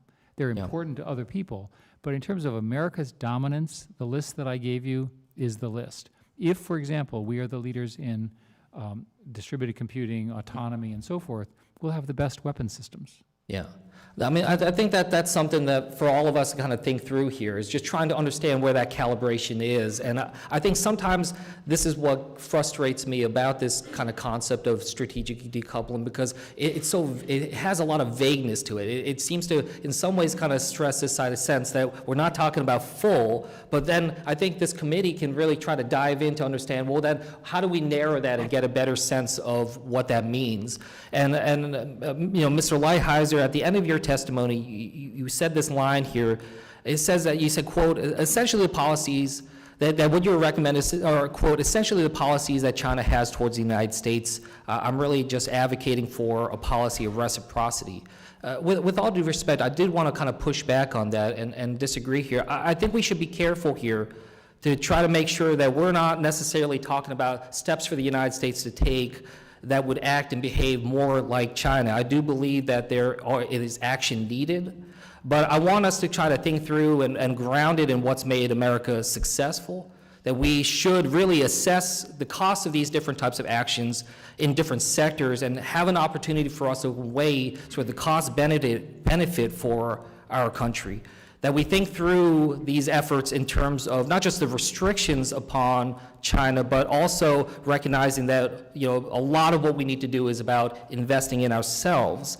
And Mr. Schmidt, I guess I just want to end with you here. We talk about this issue about positive investments, offensive type efforts that we can have in terms of our innovation in our economy, our workforce. We're also talking about restrictive type actions against China to try to hold them back from some of these gains. I know we're going to try to do both, but in your mind, as we're trying to, in this committee, triage this and prioritize, which one would you say is the one that is more fundamentally important and primary to our ability to compete? Well, I always take the position that if you invest and you innovate ahead of everybody else, you're always winning. So I start from that as a premise. I do think that Chinese, as the other panelists have discussed, are critically dependent upon some things in the West, and making it harder for them to obtain them will make the vision that President Xi identified, Made in China 2025, that much harder. That's a strategic benefit to the United States. It's a very reasonable strategy. So far, the restrictions that have been put in place have been quite successful and well targeted. We should continue that as our policy. Great. Thank you so much. I yield back. Time expired. Mr. Hood. Thank you, Mr. Chairman. I want to thank our witnesses for your valuable testimony here tonight.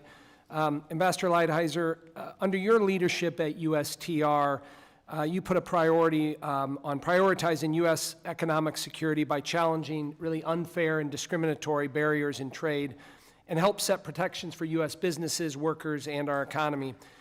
So far under the Biden administration, they've largely left in place the status quo of tariffs and other trade policies that were present at the end of the Trump administration. To some extent, this speaks to the bipartisan support you earned for many of your trade policies you helped develop when you were here. However, myself and many others are concerned that stagnant and cautious trade policies are inadequate currently to defensively counter China's economic manipulation on the global stage, or to offensively counter China by working proactively with partners and allies around the world to advance our interests. Can you comment or give us an opinion? Do you agree with the Biden administration's current stagnant approach to trade enforcement with China? And what would you recommend in terms of utilizing additional trade enforcement tools like the mechanism used in Phase 1? Well, thank you, Congressman. First of all, I appreciate the comment. And with respect to the tariffs that we put in place, I think it's a compliment to the Biden administration that they have kept them in place. Like every administration, there are good people who understand this issue, and there are some who don't understand it, and they have the same mix that all the other administrations do. So there's kind of like two questions. One, I think, what else would I do? And then two, how would I work with allies, all right? So let me say, first of all, as I've said in my written testimony, I believe that China is not in compliance with the agreement that they entered into, and if I were in government, I would use the authority under U.S. law to raise tariffs on them and to further this process of decoupling, which I believe we started, and really started under the 301 in a bipartisan way, right? It really was. I mean, when I would testify, I would quote the former speaker and others who were in agreement with that position. So if I were in the government, I would now raise those tariffs. I'd have tariffs across the board. I would take the next step in decoupling. That's what I would do. At least, I mean, I should say that's what I would recommend. Obviously, the president would make the decision. In terms of working with allies, clearly we need to have a positive agenda.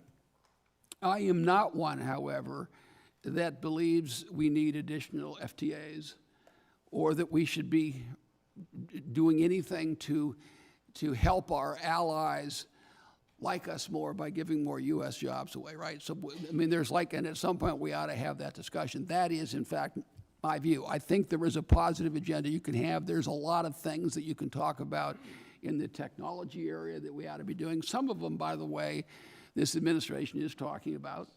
I mean, personally, for example, I would want to see people come together and have some kind of a carbon border adjustment, right? Not a carbon tax, I'm not for that, but a carbon border adjustment. There's things in trade law enforcement, there's things in customs facilitation, there's a lot of things you can do with allies to kind of create kind of a brand that I think is helpful. And Ambassador Leithers, is it your current position, I read your testimony, that there should be no outbound investment at all to China?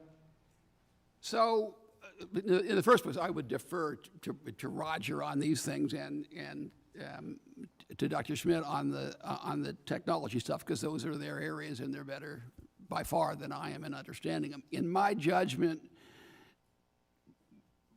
with all due respect, I think reciprocity is a good policy, by the way, across the board with everyone all the time. But in my judgment, there is no justification. But if someone could have one, I would say put severe restrictions on. That's why I was kind of vague about that. I think that the direction should be to limit it substantially.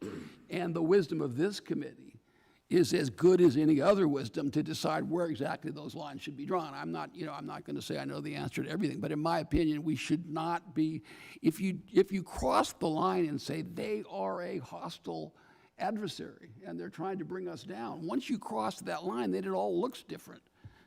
And this is one thing that looks different. It's not about whether some guy in New York can buy a big boat with the money that he made on some deal, right? It's about whether or not we're going to have our kids have this kind of a country and our grandkids have it. That's what it's about. And those are not kind of the same kind of thing. So for me, I would say, sorry to the guy in New York. You just have to deal with the boat you have. And I'm going to worry more about the woman with the hard hat going to work. Thank you. Michelle. Thank you. The long-term anti-competitive actions of China, including forced IP transfers, dumping, illegal subsidies, corporate espionage, and currency manipulation, as well as the truly abhorrent actions of the Chinese Communist Party that they have taken in their genocide against the Uyghur people, combined with the really capricious zero-COVID policies instituted by Xi and his stated goal of near total self-sufficiency in the manufacturing and production of goods and services and the Made in China 2025 policies, it's really made the work of this committee to ensure the American economic competitiveness in the global economy incredibly timely. So our country is already seeing record gains as we've moved to invest in high-end chips manufacturing, capabilities through the Chips and Science Act, as well as cutting-edge electric vehicle and battery production through the Inflation Reduction Act.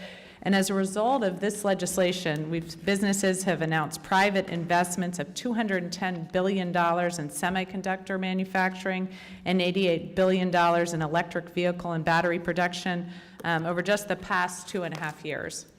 So, Ambassador Lighthizer, we're really seeing a renaissance of American manufacturing, but combating China's economic coercion and winning the global competition and being at the forefront of the technological frontier will really require a unified economic and diplomatic strategy across the entire federal government in close coordination with our allies in the Indo-Pacific and in Europe. And we've already seen China take the lead in expanding its economic influence worldwide through the Belt and Road Initiative, and in the Pacific region through its ratification of the Regional Comprehensive Economic Partnership. So, as sort of a strong example of the critical need for multilateral economic engagement with our allies to counter China, the Biden administration earlier this year negotiated a deal with Japan and the Netherlands to join our export controls against China's semiconductor industry. This effort has been critical in degrading China's advanced semiconductor manufacturing and R&D sectors by depriving them of the modern tech and inputs needed to grow and expand. However, without the joint effort of our allies, our unilateral export controls could really be evaded and sometimes rendered toothless. So I think we've heard here today, and I think we've seen this from the administration as well in the previous administration, this desire to reshore a lot of American manufacturing and support American business. But we also do need our allies in this fight to, I think, present the strongest possible counter to Chinese incursions across the world. How do you balance that? You were talking a little bit about it, and it almost sounded as if you said, you know, we've got to do what we've got to do, and then we've got to brand what we're doing to bring our allies along with us. And I think that's probably what Jake Sherman has said a little bit of, but is there more we could do with our allies, not free trade agreements, but some steps that we could take to sort of help bring them along with us? So that's a great question and a fundamental question, and thank you. First of all, let me just say that when you talk about this manufacturing coming back and these things being done, all of which of course are true, keep in mind that a lot of this started because of the tariffs we put in place. So we put 25% tariffs on all this stuff. And yeah, I'm sure Dr. Schmidt knows far more about the effects than I do, but the effects were on initially all the technology, and then it sort of bred beyond that. So in addition to the industrial policy that you're espousing, these tariffs, and I would suggest higher tariffs across the board, are also a contributor. So if you look at why does Apple go to India for their phones, you know, there's a whole sense that, well, this is an unstable relationship between the United States and China, and the tariffs are one of the classic ones. Now, the next thing, I just want to make that point. I'm sorry for hijacking your minute, but I'll talk quickly. So do I think we should work with allies? Yeah, for sure. Do I think we should give up access to the U.S. market in order to get them to do it? No. Do I think we should not act unilaterally because the allies won't agree? No. I think you act unilaterally and then you try to bring them along if you can. This is too important. And I'm also very clear-eyed about the allies, and we can talk maybe in the next round about various groups of them. The Europeans don't see themselves as marching behind the American flag against China. They see themselves as a third pole. And they're trying to game both of us. Now, are they on our side fundamentally in the sense that, that we're democracies and the like? Yeah. But I think sometimes we get the idea that they're more on board with us. And recently you've seen President Macron's comments and the Germans' comments, so you get a sort of a sense that they don't necessarily see themselves as following our lead. But I'm sorry. Gentleman's time has expired. Dr. Dunn. Thank you, Mr. Chairman. Let me add my thanks to the prior members of the committees for this panel, these witnesses. I can't remember when we've had a more interesting discussion in Washington, and as my colleague, Mr. Newhouse, suggested, it's a little disturbing as well. Ambassador Lighthizer, your opening statement provided some key insights and recommendations that will come before this committee.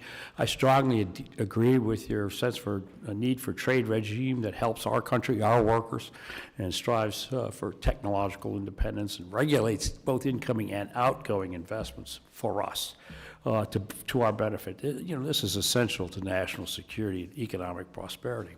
And as our trade deficit continues to grow, global threats continue to emerge, we must not continue transferring wealth to an adversary. I thought you did a great job outlining that in your testimony. I enjoyed your points on the congressional reform of the de minimis tariff thresholds, making it harder for CCP to elude our customs. De minimis being the threshold where our duties go into effect, and it's currently $800 per person per day in the United States. And it incentivizes gaming our laws. Foreign exporters, as you mentioned, can access our markets for free when the importation is less than 800, or they transship it to a country that has that, enjoys that. Right now, China is doing a shell game with their exports to the United States by laundering them through Mexico and Canada, thereby dodging essentially all duties. Specifically, you cited the Mexican company Baja Fulfillment as a particularly example of bad actors, but I think it's just one example as well. This has to stop. So, Your Excellency, what can Congress do to end China's shell games in trade? Wow, and I have 2 minutes and 57. So, for me, this is why I, after thinking about this forever, said you just have to put tariffs on, have strategic decoupling. You figure out the technology. I'll go along with you on whatever you come up with. But you can't keep transferring hundreds and hundreds of billions, maybe $500 billion, and in stolen technology, maybe it comes to $800 billion a year. I mean, their economy is only 17 trillion, right? I mean, in other words, you're every year you're giving them. I think it's fair to say that this, as I said, this economic miracle really is just our economic stupidity, and not crossing that line and realizing what's at stake. I mean, this is really, really serious stuff. Eventually, we're going to have strategic decoupling, right? I mean, it's just no question. The only question is whether you're going to do it before or after it's too late. That's the only issue. So you said, what would I do? I would put tariffs on. So one way to think about this, and I have it in the written testimony, I didn't say it here, one way to think about this is, why do they have these large surpluses every year? Why does that happen? Now, some of it is stuff we can identify. Oh, you cheated on this, you cheated on that, you dumped, you saw, whatever the things are. But a lot of it is just systemic. It is the deficits in and of themselves, when they're massive and continual, are themselves protectionist. They're absolute proof that they're not playing by the rules. So they discourage consumption in their own country. They put all the money into exports. What that does is it forces the rest of the world, including us, to go into debt. So how do you counter that? You have two ways. You either continue to go into debt, or you put tariffs on. There's just literally, you could, besides tariffs, you could put, some other kind of barrier. But you either have a barrier, I would say tariffs, or you go into debt. And it's happening across the world. Somehow you have to change that. In my opinion, at some point you're going to come to the view is we can't continue to go into debt to China. So I don't know who's more upset, you or us. Least of all for televisions and T-shirts and all this stuff, right? I mean, it doesn't make any sense. Eventually, you're all going to say we have to change. So I think what I'm going to do, I have 26 seconds left, so I think what I'm going to do instead is commit you to swear that you'll help us in the future. We're going to put you on speed dial and follow a lot of these ideas and also your other panelists, because I've heard some great ideas here tonight and some great insights. So I want to thank you all very much for taking the time to spend some time with us this evening. Well, I appreciate it, and I am, and I'm sure the other do, because I know Roger and I've met Dr. Schmidt, are available. I mean, if you ought to just call, and if you have a senior staff person that wants to call. I mean, this is really important to all of us. This is what we do. You could text, you could email, they're findable, trust me. We will now provide the witnesses' cell phone numbers on national TV. Yeah, please state for the record. Yeah. All right, the gentleman's time expired. Ms. Stevens. So inflation's up. We all know that. You know, going to the grocery store, it burns in the pocket a lot more. Mr. Lighthizer, I think it's fair to say we've gone through a heck of a 4 years, 5 years on the trade front, passing USMCA, and thank you so much for your leadership on that, giving us a platform as a North American continent to be able to sell and compete globally and sell our American goods in countries like China. And of course, we implemented the 301 tariffs, and we've now seen in the last year that the trade deficit has only ballooned to astronomical levels. And, you know, frankly, the costs are coming down to the consumer, right? According to the Cato Institute, the U.S. imports all shoes sold in U.S. markets. All shoes sold in U.S. markets are imported. And in particular, I'm not saying they all come from China, but many do. And it's, you know, the Chinese footwear manufacturers have got access to machines that, you know, they only have there. And there's a company, you know, every week, pretty much, by and large, I have a program called Manufacturing Monday, and I go and I visit these manufacturers, these small tool and die, CNC manufacturers in my district, often only employing 20 people, and I go to geek out with them and, you know, see what they're making and learn. And there's a company called Detroit Bikes, or there was a company called Detroit Bikes. It was the only bike manufacturer in the United States of America, because all our bikes were coming from China. And, you know, they were faced with the tariffs, and they dealt with the costs, and they showed me the machines that they were making some parts of their bike on, and at one point those machines were written in English, and then it turned to Chinese, and then the owners just decided to fold the company. And so I'd love to ask you, you know, how we put into place policies, trade policies, policies that allow us to compete economically with the CCP that don't disadvantage our small manufacturers. And I'm not trying to be insulting, because you're all amazing, and this has been brilliant, but none of you are small manufacturers. None of you have walked a day in their shoes. And Dr. Schmidt, you know, your career trajectory and your contributions to technology policy, and obviously your leadership of a big global tech company that decided not to sell into China, decided not to have a presence in the CCP is so noted. China has a stunning lead in 37 out of 44 critical emerging technologies, according to a recently released Australian Strategic Policy Institute report. So noted to what we have heard Dr. Schmidt say over and over again tonight, that we need a plan. We need to determine the key technology areas that we want to compete in. And if we're looking at broader industrial policy and the success of chips and science legislation, I think we can call it a success, because $52 billion to chip manufacturing in the United States has already beget $200 billion of private sector contributions. But Dr. Schmidt, could you just help us think about, when you said in your testimony, $2 billion that we're spending right now in AI, and you're recommending $32 billion, what does that spend look like? What are you envisioning there? There's plenty of money in the companies. There's not enough money in the universities and in the government and in the research labs. And that's where a lot of the innovation is going to happen. So as I mentioned, to do the work that I care about, these universities need data centers. They need new hardware. These are all American made, all that kind of stuff. But they need it, and they can't, when I was doing this stuff, it was, you know, three people, you know, and the dog. Today, you just can't do science that way. It just costs more money. It's more complicated. So that's where the 2 to 32 billion comes. We benchmark that against the Chinese numbers, which were higher than that.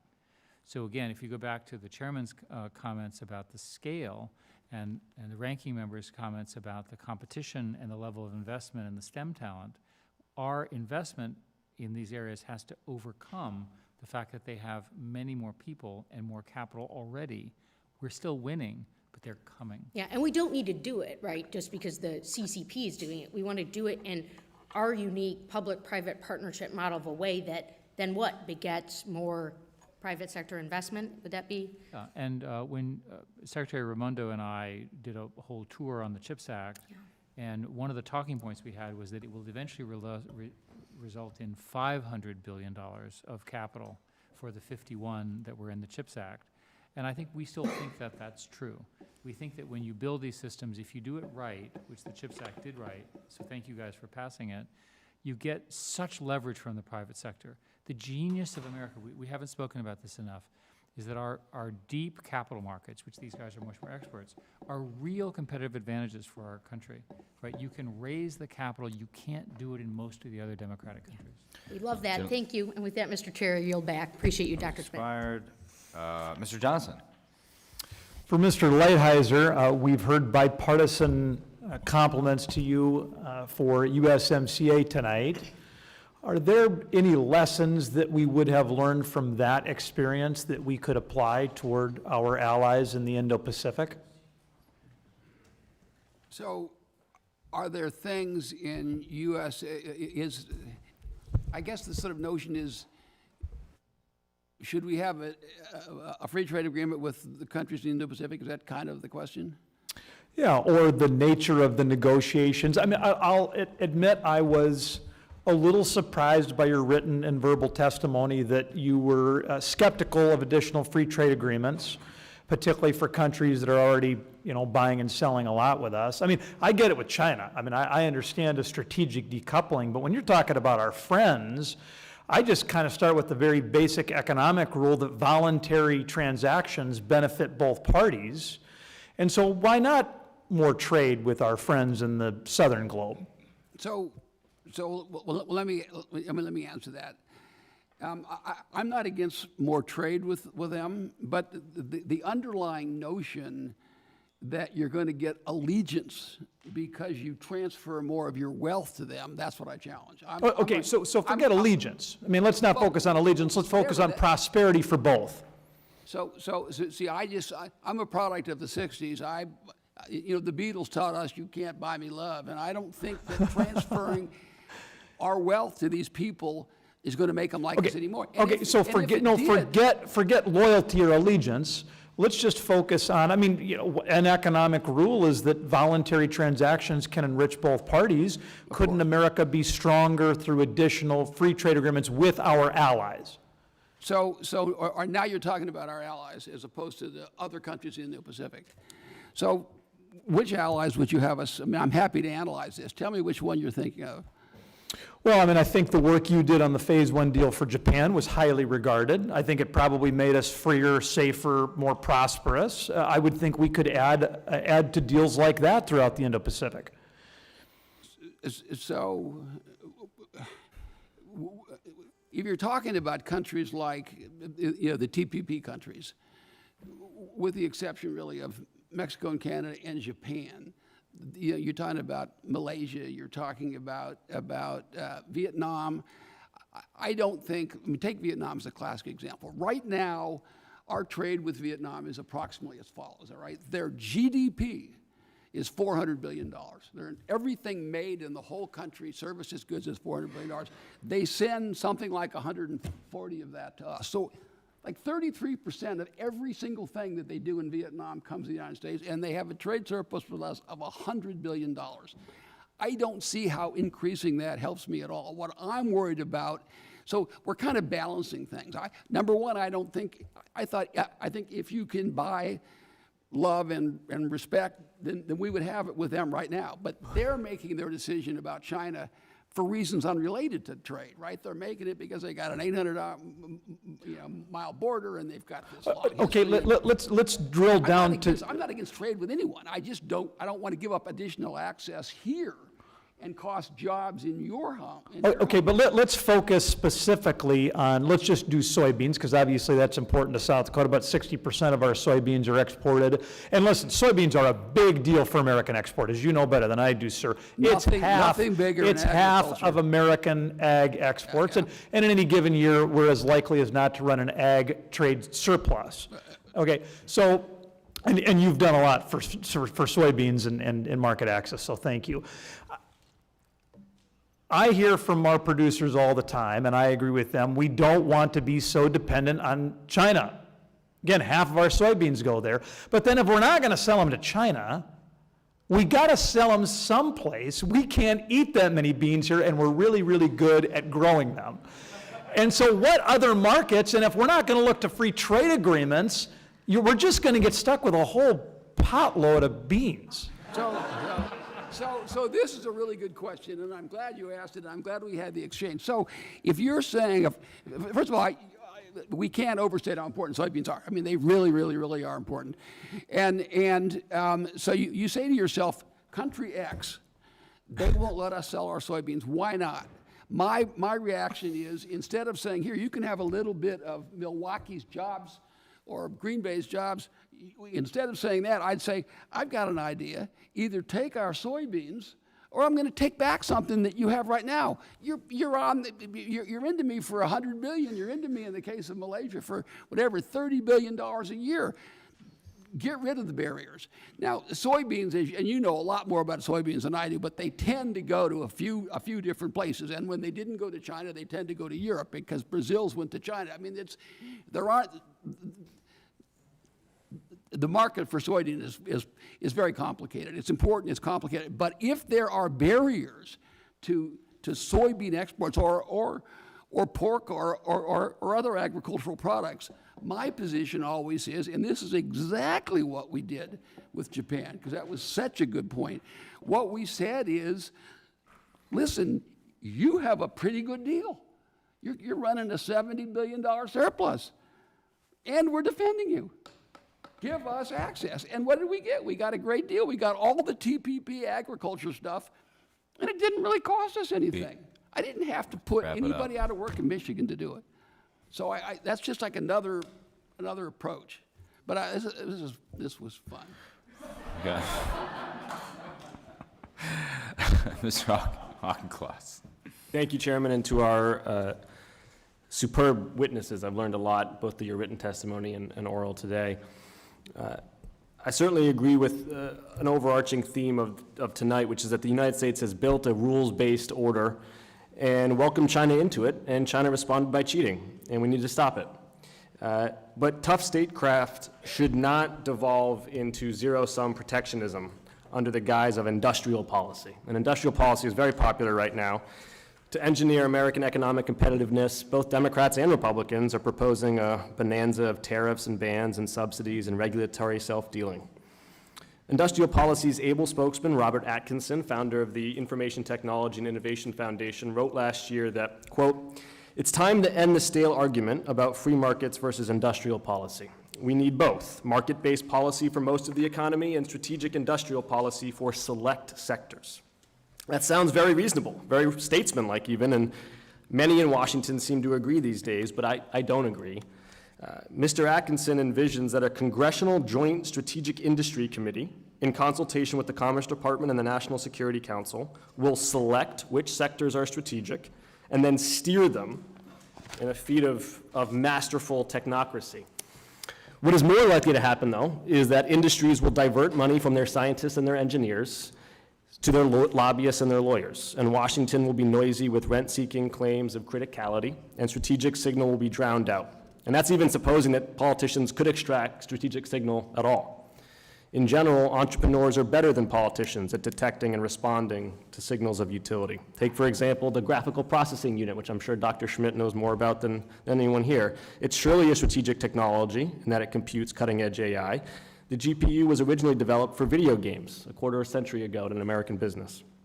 American businesses excel at innovation, especially when sound policy keeps sectors competitive, not concentrated. And overall, despite worrisome concentration in some sectors over the last 30 years, the U.S. economy has been a dynamo. It has raised its share of G7 GDP from 40% to almost 60%, while accounting for a quarter of global output at less than 5% of global population. And that quarter has been steady over the last 30 years, despite China's rapid growth. This strong growth was not ushered in by raising tariffs or leaning into a beggar-thy-neighbor approach.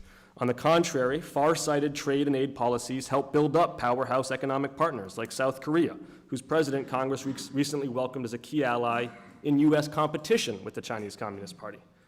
But now too many in Washington want to step off this path and follow China's lead of command and control economics. Congress should instead double down on what the United States does best, by dedicating our economic competitiveness agenda to 3 industry-agnostic imperatives. First, we should launch a whole-of-society effort to ensure that every American elementary student from every walk of life scores proficient in math. Quality math instruction develops the brain's executive function, and early numeracy is instrumental not only to later success in STEM, but also to literacy and to critical reasoning. Getting better at math promotes individual economic mobility and collective economic growth.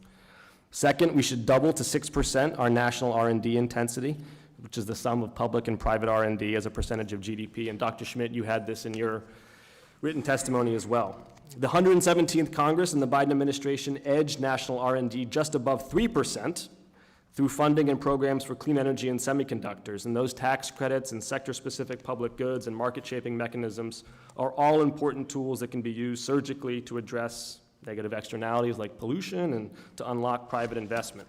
But Congress really needs to prioritize basic science, the curiosity-driven, peer-reviewed research that the private sector won't fund and the public sector for the last 50 years has underfunded. We should start by fully appropriating for the $170 billion science portion of the CHIPS and Science Law that was authorized in the next 10 years. And finally, Congress should rally federal, state, and local organs of government with carrots and sticks to achieve the #1 score in the World Bank's Business Ready rankings, which includes measures of infrastructure, rule of law, and tax and regulatory burden. A better business environment, more science funding, and stellar math education. As we used to say in the Marine Corps about infantry tactics, those 3 initiatives are simple, but they're not easy. They are also powerful. If our education system can ensure that every American child is good at math, if our science industrial complex then invests in them to invent and inspire, and if our government makes it easy to bring those inventions to market, then we don't need to fear China's hold on the economic future. We can build it ourselves. Ms. Dr. Schmidt, I want to invite you, perhaps in a written response, if that would be okay with you, to comment in particular on the national R&D intensity and what the United States government could do for the bioeconomy in particular by making biological data more machine readable. What types of data sets are in demand by the private sector right now, and where there might be an unlock through public funding. And on that, I will yield back. Unfortunately, did not have time to ask my questions. And I'd be remiss if I didn't recognize that I believe the gentleman welcomed the birth of his 3rd child on Friday, a baby girl named Audrey, so congratulations. My wife let me leave to come here for this hearing, so. I was going to say, the fact that you're here is remarkable, and still married, so that's great. Ms. Steele. Thank you, Mr. Chairman, and thank you, Ranking Member, for hosting a hearing on Chinese Communist Party's economic aggression. The CCP is determined to dominate critical supply chains through massive industrial subsidies, forced technology transfers, and intellectual property theft. United States trade and economic policies must align with our strategic goals to strengthen supply chains and reduce dependence on the CCP while advancing standards and rules that serve our interests. One important area in this regard is American leadership on digital trade. Ambassador Lighthizer, the CCP playbook on digital trade centers around censorship, forced data localization, and control of cross-border data flows. It seeks to export these practices to other countries around the world because control of digital economy serves its malign influence. At USTR, you negotiated the first ever digital trade chapter in the United States-Canada-Mexico agreement, as well as US-Japan digital trade agreement. Both agreements set a high standard for digital trade based on American standards. Presently, there seems to be a lack of US leadership on digital trade. Do you agree? How can the United States push back on the CCP playbook for digital trade in the Indo-Pacific region, especially as it relates to localization and data flows? Will American leadership in digital trade help our American small businesses expand into new markets?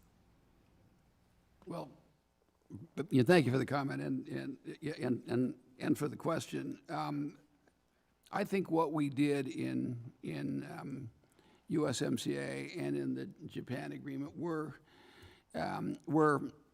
very important, and I think these technology issues are particularly significant. My own sense is that with respect to countries like China, you're never going to get any kind of an agreement on banning data localization, right? It's just to me at least, a lost cause. And I think the same thing is probably true in Europe. I think Europe is always going to demand data localization. I think continuing those kind of negotiations where it makes sense, we should do it.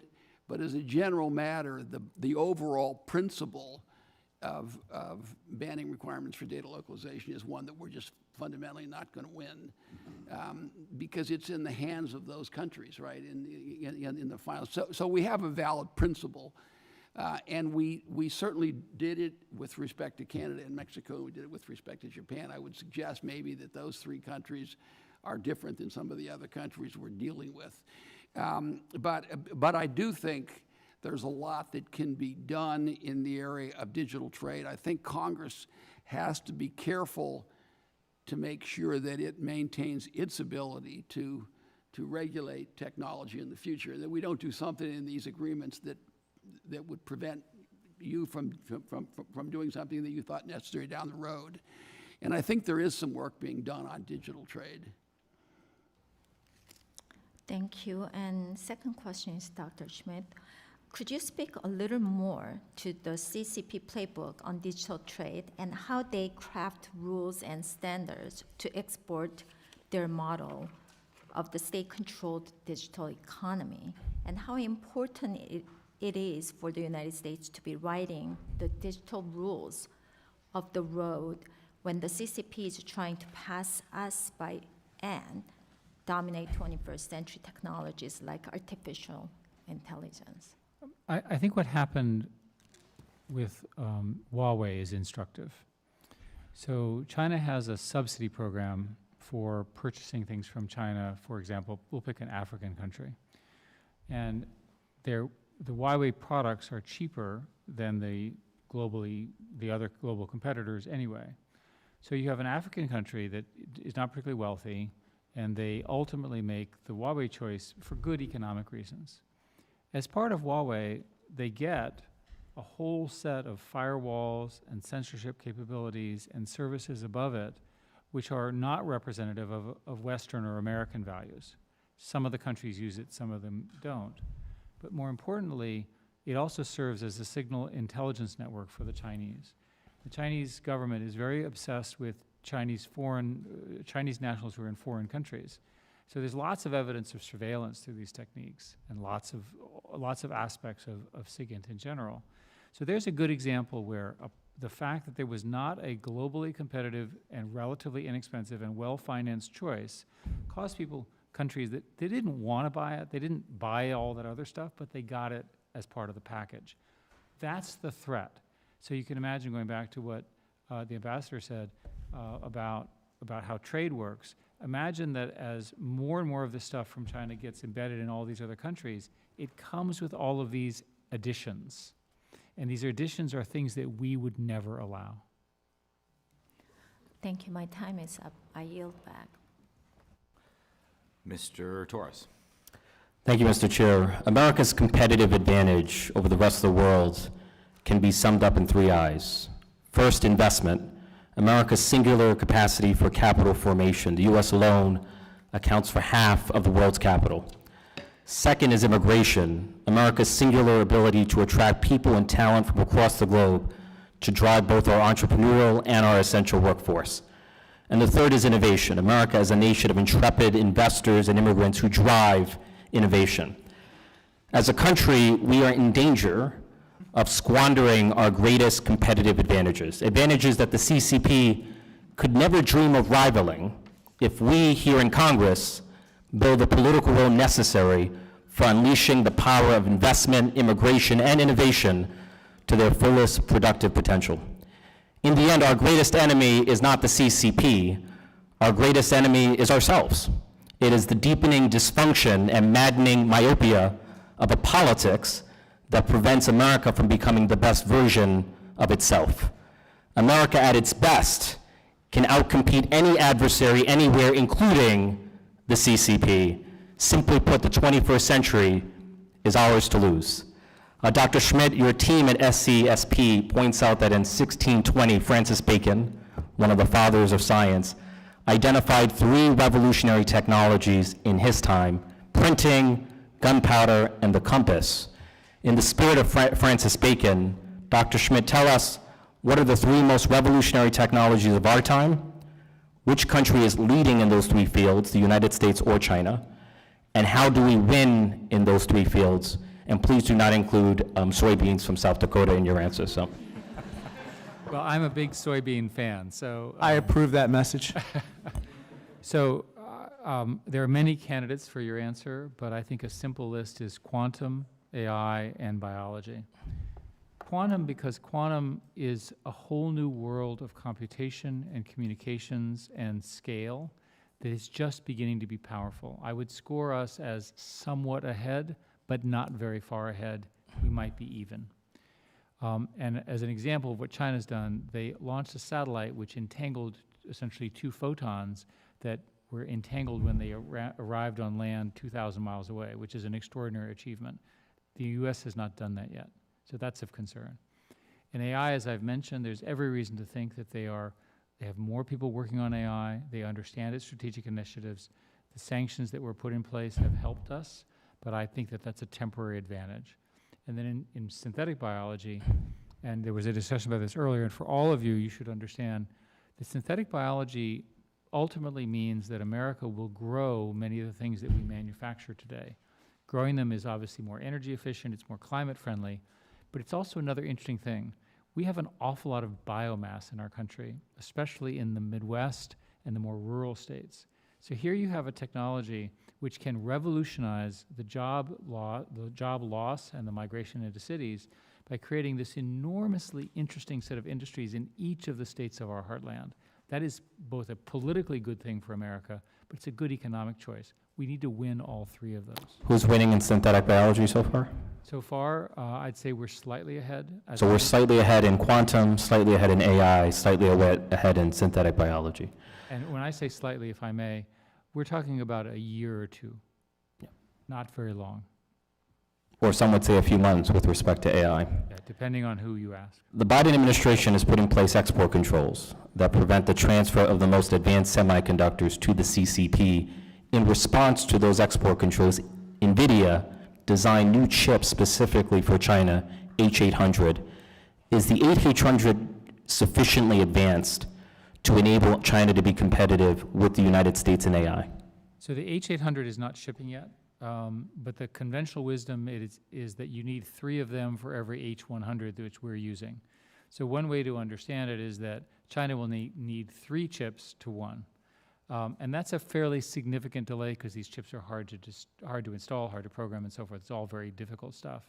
China has some other disadvantages in AI. One of the things that people don't understand is that innovation is a repetitive game. They've not been doing it enough, whereas, for example, at Taiwan and chips, they've been doing it so well, they've really learned how to scale it. And the third disadvantage that people don't appreciate with China is that we're training on English language, and there's not as much Chinese language for them to learn from. So those advantages, I think, are at least a few years of advantages. And I think that the current policy, which allows the H800, which is essentially network speed gapped, it's slower, is probably an acceptable compromise. Time's expired. Okay. Ms. Hinson. All right. Well, thank you, Mr. Chairman, and to our ranking member. I appreciate you hosting this hearing tonight. Not only do we have soybeans in Iowa, but we also have a quantum program at the University of Iowa. So I'd like to point that out. We have a lot of beans and quantum. But thank you so much for joining us tonight. To our witnesses, you're helping us get at the core mission of our committee, which is really how do we counter the economic aggression coming from the CCP. And we've heard a lot about the promises that China has made over the years. The CCP has wormed its way into international trade agreements, but a common theme across our hearings is really that this is an adversary that can't be trusted. And it's clear the CCP cares really about the CCP. In our first hearing, we learned about the threat to our country and how they operate counter to our American values. In our second, we learned a lot about how they don't care about their own people and are exploiting slave labor. And now we're learning that they don't keep the promises that they make or the promises that they break. So let me ask you all tonight, and we're going to go kind of rapid fire since I know we're short on time, but about the commitments that we have heard from the CCP. And I'm going to address all three of you at the same time, if you'd all answer. But did China live up to their end of the Phase 1 trade agreement, particularly when it comes to imports of U.S. goods? No. Are we all in agreement here? That's a resounding no? Okay. What about commitments on intellectual property rights and stopping rampant theft of American innovation? Has the CCP lived up to those agreements? So I would say no, but they have made an effort in certain areas, but overall, you would say no? It has been reduced. The joke in the industry was that they'd already stolen everything. There was nothing left to steal. Sorry to make a joke about that. It's sad, right? But it's a sad joke. Yeah. But it is reduced, but it's still a problem. And you agree? You agree with no? Okay. What about trade agreements with the U.S. and our allies? Has the CCP historically lived up to those agreements, yes or no? So when you say trade agreements, you're really talking about the WTO, I guess, right, and the GATT, and right. I would just say no, and I drop a footnote down that says the USTR comes out with a 190-page report every year about all the various breaches. Right.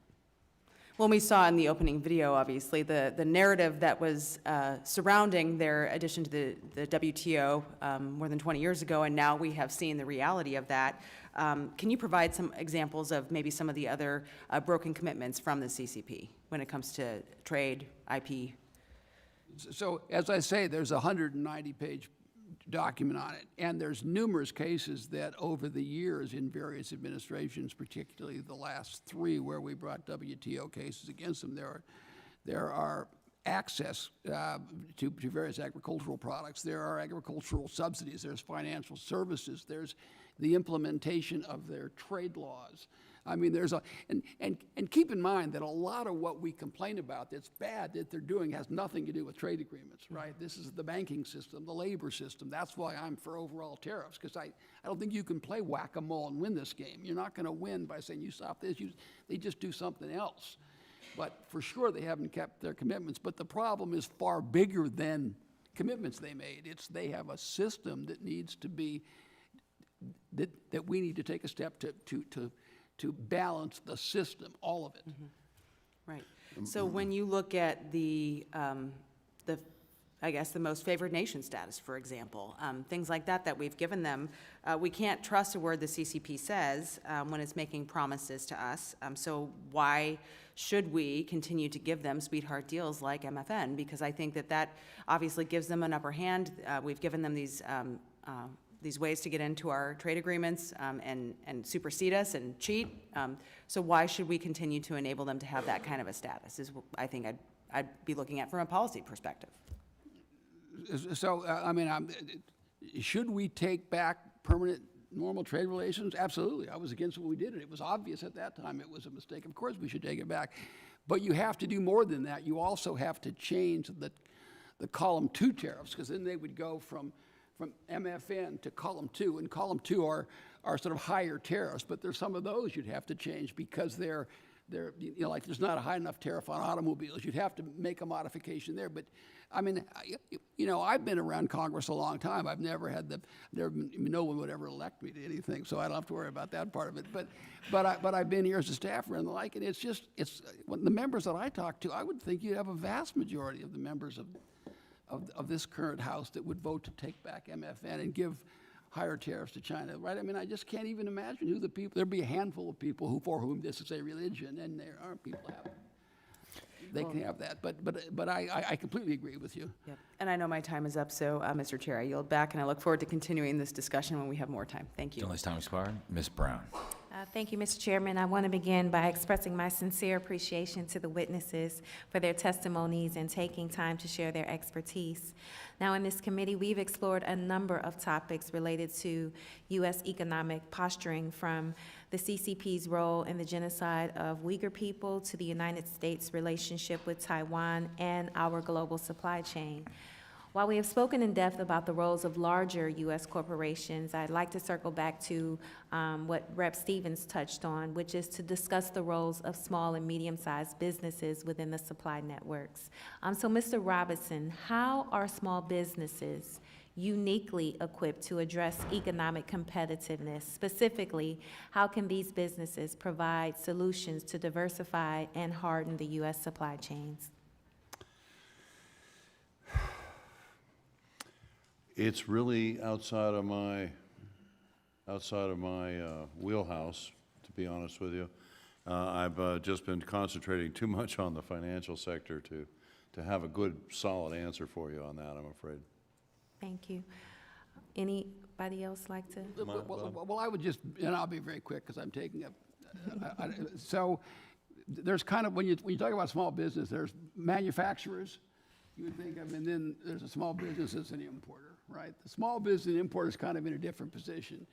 But if you look at who was hurt most by the hollowing out of Americans' interest and these it's the small manufacturers. It's these towns where they have one company, and that we all know them. You all have them in your district, and they had one company, and that company or a bunch of them basically lost out because we had a trade policy, and part of it was NAFTA, but the biggest part of it was China, and those were the people that suffered the most. They were the ones that were incapable of making some kind of adjustment. What can they do? So those small manufacturers are the ones we should be focusing on, and there's a lot of innovation and the like that comes out of those people. And in many cases, they're the heart of their community. That's right. Thank you.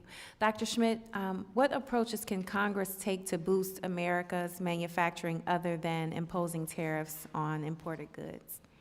I already mentioned the notion of smart manufacturing, and there's a lot of evidence that onshoring and reshoring works when you're building more sophisticated, higher value added products, because having the manufacturing closer to the R&D center is a net benefit because you have faster iteration. So over and over again, I think the strongest part of our story is that we have integrated software and hardware designs, and we have the factories close together, and they're very flexible. Think of this as CNC machines gone crazy, right? All of a sudden, you have 3D printing, very, very sophisticated manufacturing.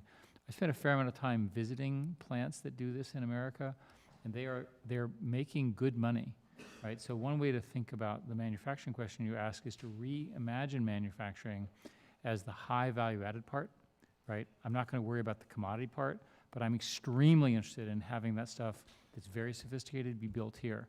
The salaries are higher, the gross margins are higher, it's American branded, and it's a direct benefit from our capability of innovating in each category. Thank you so much. As I've expressed my work as the ranking member on the General Farm Commodities, Risk Management, and Horticulture Subcommittee, it is critical to support our nation's farmers, especially the soybeans. I have also emphasized people that are hungry in schools, at work, and elsewhere are at a strategic disadvantage. In this regard, cuts to our nation's food security programs could negatively affect our current and future federal workforce. Ambassador Lighthizer, please describe the correlation between human productivity and the satisfaction of fundamental needs. So I'm talking about the satisfaction of fundamental needs and productivity. Not much of productivity expert, so I would say, put them. Microphone. I just turned it off. So I would say clearly, if you, my focus all along was on working people, right? If you're not taking care of the fundamental needs of the working people, they're not going to be productive. I think it's just, I mean, you're more of an expert on this, on the nutrition and all that side of it than I am. But to me, if you're not taking care of the fundamental needs, you're not feeding them, you're not educating them, you're not making them learn about law and order and how society's structured and how families operate, then you're losing the most important part of our productivity. It was one of the P's that someone was talking about, right? People. Yeah, that's one of the P's. So I completely agree with that notion. Thank you. My time has expired. Thank you, Mr. Chairman. Mr. Menace. Thank you, Mr. Chairman. Mr. Johnson, the answer to your question of what we're going to do with all those beans is simply America will produce more gas. Okay. Magical. Now, on a more serious note, Ambassador Lighthizer, throughout history, communist and socialist regimes such as the USSR, Czechoslovakia, Yugoslavia, Cuba, Venezuela, Bolivia, Romania, and Vietnam, at one time or another, what they have done eventually is they've nationalized industries.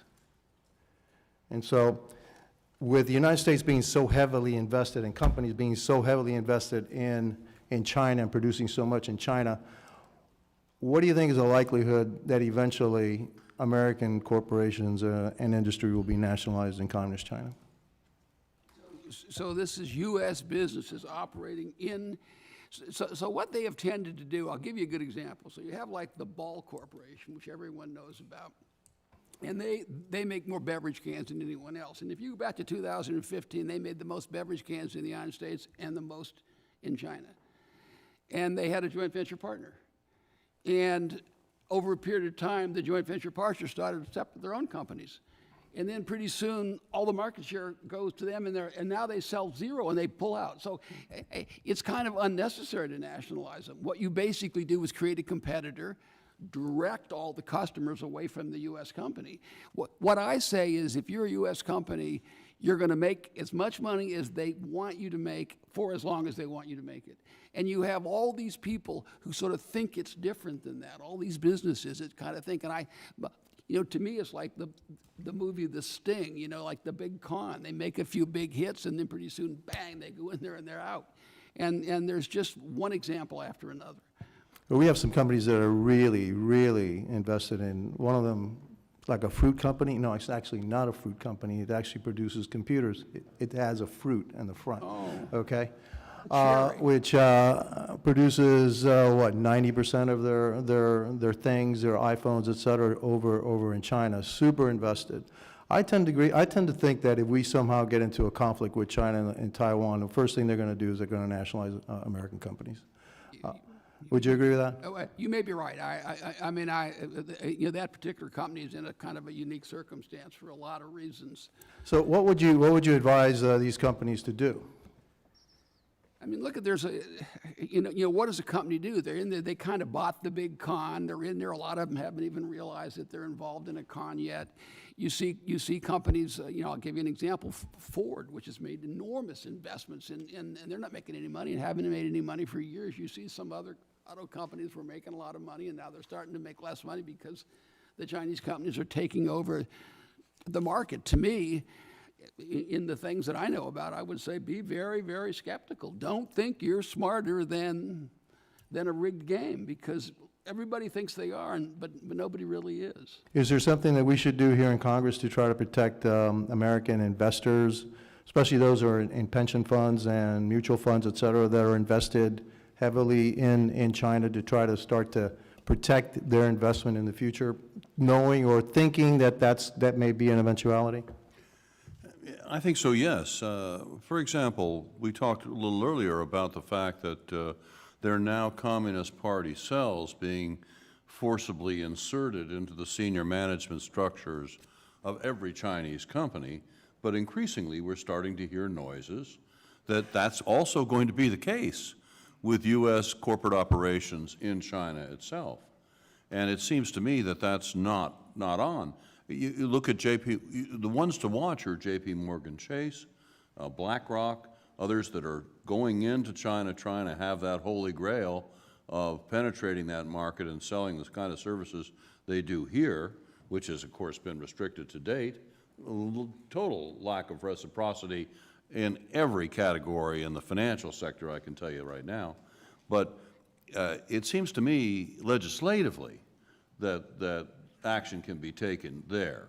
For example, I would say that there could be a bill that would indicate that it's simply not going to be the case that U.S. operations domiciled in China are going to have a Communist Party cell successfully implemented in their senior management structure.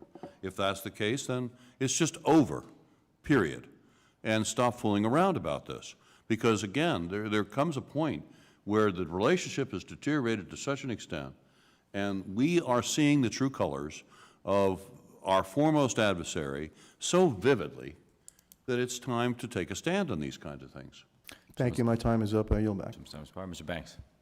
Ambassador Lighthizer, I know you've already covered this, but I just want to ask very simply, should Congress revoke China's permanent normal trade relations status? Yes, absolutely, and take the second step of reforming the column 2, because there are some anomalies. And what would that do to American manufacturing jobs if we did that? So, I mean, to me, in the first place, you'd probably have to figure out some way to phase this, or you'd have to think about the actual process you do it. But in my opinion, it would be one of the greatest things you could possibly do for American manufacturing. All these small companies would be in a completely different circumstance. And it would also, if you did it, it would also help our relationship with a lot of those countries over there that you're worried about, that you want to make friends with. It would have that effect. And it would also, by the way, generate a fair amount of money. And that's money that you could use on your science programs and and all the stuff that Dr. Schmidt has talked about. So for me, it's like, I don't know how the only way you can decide not to do it is if you don't really think they're a threat. And when I talk to someone who has studied it and doesn't believe they're such a serious threat, I'm always like, oh, you must have some investments over there. All right, I get it. What prevented us from repealing it during the Trump administration? Well, let me say, first of all, you know, these things are sort of all an evolution, right? Where we all are right now is not where we were 6 or 7 years ago, and that's in every case, right? So, should we have done it in that administration? My guess is we began the process of decoupling about as radically as you could have done it, as the system would tolerate. But we're past that now, right? We're like 6 years into it. We got Democrats buying onto a Democrat administration buying onto the same basic policy as Republican administration. Now we should take the next step. Yeah, I totally agree. Earlier this month, U.S. Ambassador to China Nicholas Burns denied that Beijing was contributing to the fentanyl crisis. Do you agree with that, Ambassador? I read that and was just, I can't even put into words my reaction. What is your reaction? What? You put it into gestures or Think any about, no, but numbers, think about this for a second. Here's a country that controls... If I could just stop you. Fentanyl, the leading cause of death of Americans my age in this country today. 71,000 last year. I mean, more than Vietnam. I mean, and these are tens of billions of dollars of precursors being shipped to Mexico by the biggest company. It's not a bunch of banditos. These are the biggest companies in China, a country where everything is controlled. I mean, everybody can draw their own conclusion. Can I prove anything? No. But I mean, does anyone sit here and think that that's not part? Look, here's their basic pitch. Their basic pitch is that America is gone. We should win, we Chinese, because America is, they flat say it. I put the quote in there that our days are gone. It's over. And all these are ways that they're trying to prove it. Nudging up against our aircraft carriers, flying close to our other planes, circling Japan, not just Taiwan, selling fentanyl. These are all ways they're trying to demonstrate to the rest of the world that we're on the decline. So you agree it's intentional? Well, I mean, I can't prove anything, but a rational person who knows that everything's under control, if you think there's tens of billions of dollars of stuff seeping out of their system and the Communist Party doesn't know about it, it strikes me as unimaginable. So can you give us an inside peek into Trump administration conversations about what you all did about it? Because it's so much worse today. So what did you do to stop it? Well, but inside, the president certainly raised it a lot. And we had, and once again, drug interdiction is like way beyond my area of, and there were levels of cooperation and the like, and maybe probably no one here really knows that much about, you might know about drug interdiction, but there was like a process. But there was something that you did. I mean, obviously it was part of the strategy. We certainly You put pressure on them to stop it. But it was a group other than me that was on the ground really worrying about it. I got 25 seconds left. Mr. Robinson, I know you want to weigh in on that. Well, yeah, I mean, they're guilty as charged. Let's start there. And you know, the two questions you want to ask about these big chemical companies, again, these weren't banditos, as it was stated. You want to ask, are they publicly traded, even in China? Because I can tell you they can find their way into the portfolios of the American people. So not only are we victims to these astronomical numbers of annual deaths, but we may be paying for it because it's exactly this kind of thing. And not only when they're publicly traded, the second step that members of Congress should be taking routinely is, again, one, are they publicly traded? Two, who's holding their securities? What index funds, what asset managers and exchange-traded funds and mutual funds, because that's where the insult to injury hits so hard, that we're picking up that tab. It's past the chairman's bedtime. I yield back. That's true. Mr. Barr is recognized for 5 minutes. Thank you, Mr. Chairman. And Mr. Robinson, I think you framed the problem very persuasively, and the solution also in your testimony, and it bears repeating. Quote, capital market sanctions are Beijing's single greatest non-military fear because the CCP knows that it is predominantly about the money, access to trillions of dollars of American funds under management.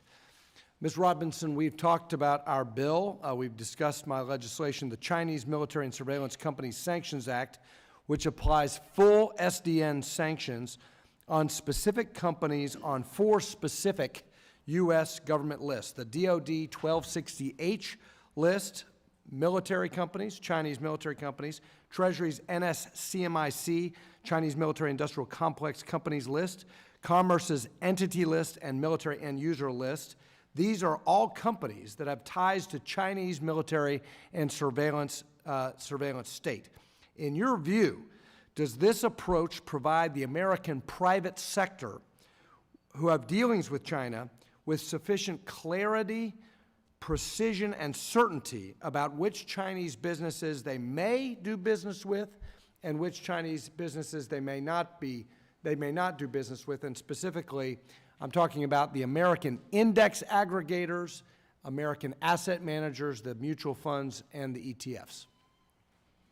Thank you for the question. Wall Street firms have made very plain, including publicly, that if it's not illegal, they're going to do it. Human rights abuses are somebody else's problem.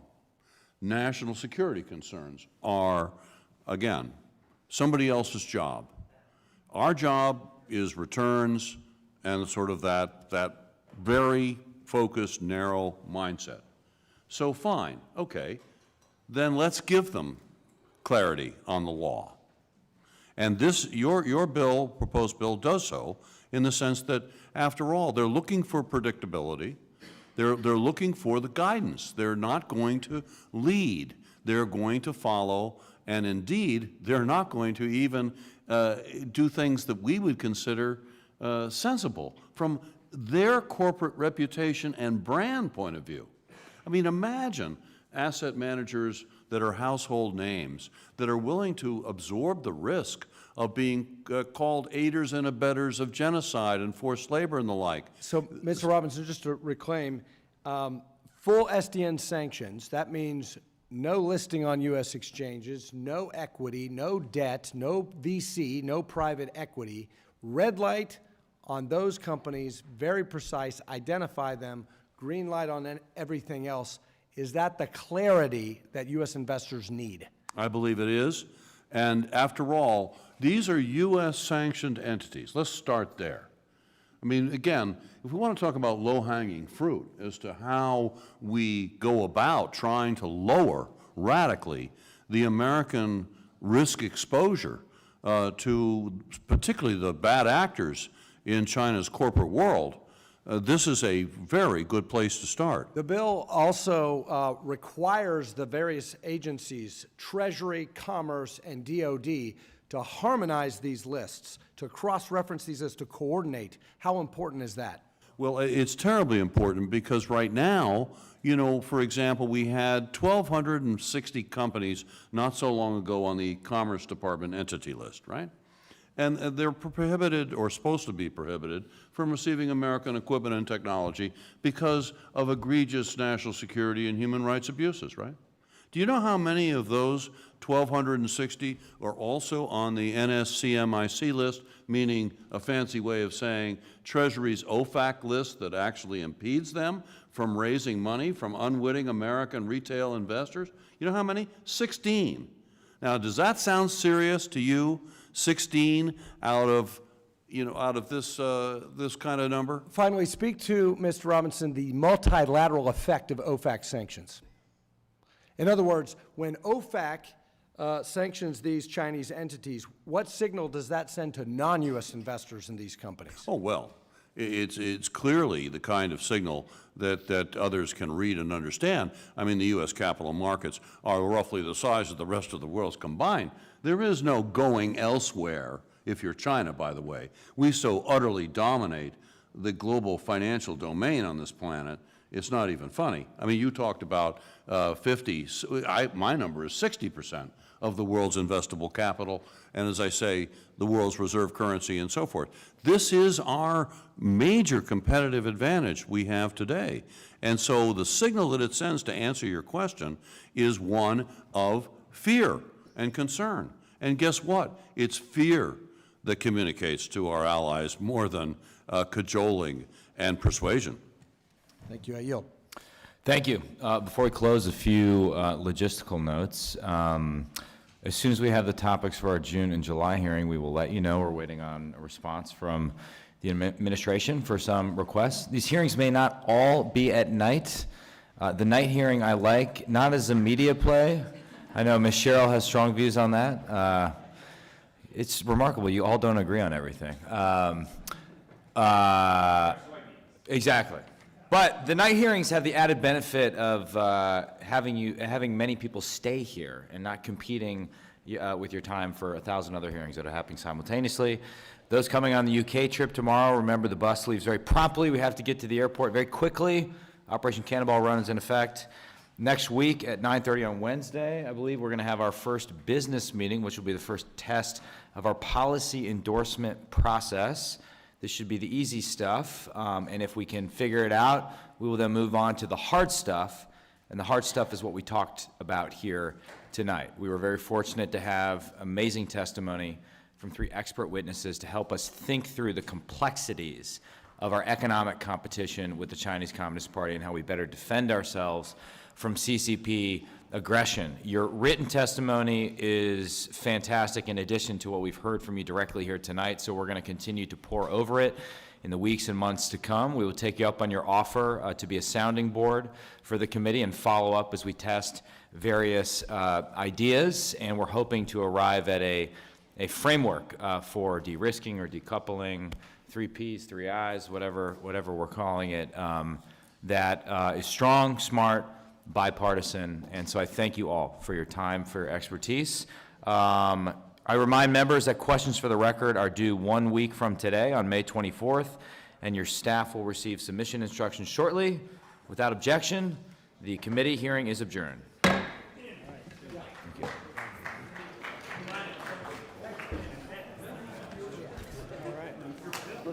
All right, man. All right. There's a lot there. A lot of overlap. De minimis should be a bipartisan thing, right? At least reduce it. Because Blumenauer has a bill on it. I get it. It's like, eliminate. yeah. Do you get rid of it or do you reduce it or? I get there's nuance, but there's got to be something to do on that. That's like because Jason Smith, Chairman Ways and Means, said he basically said the same thing, echoing Blumenauer. So he's like that. This loophole's crazy. So, all right, man.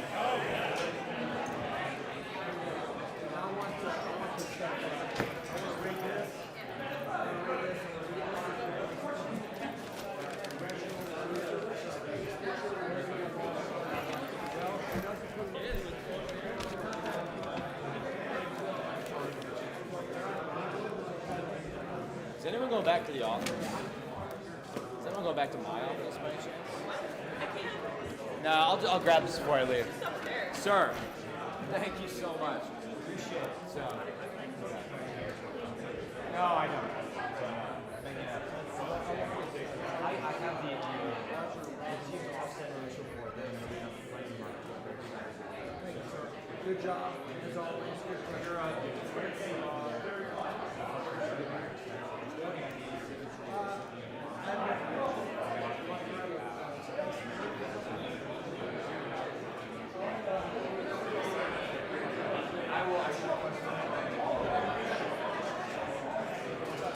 I trust your advice.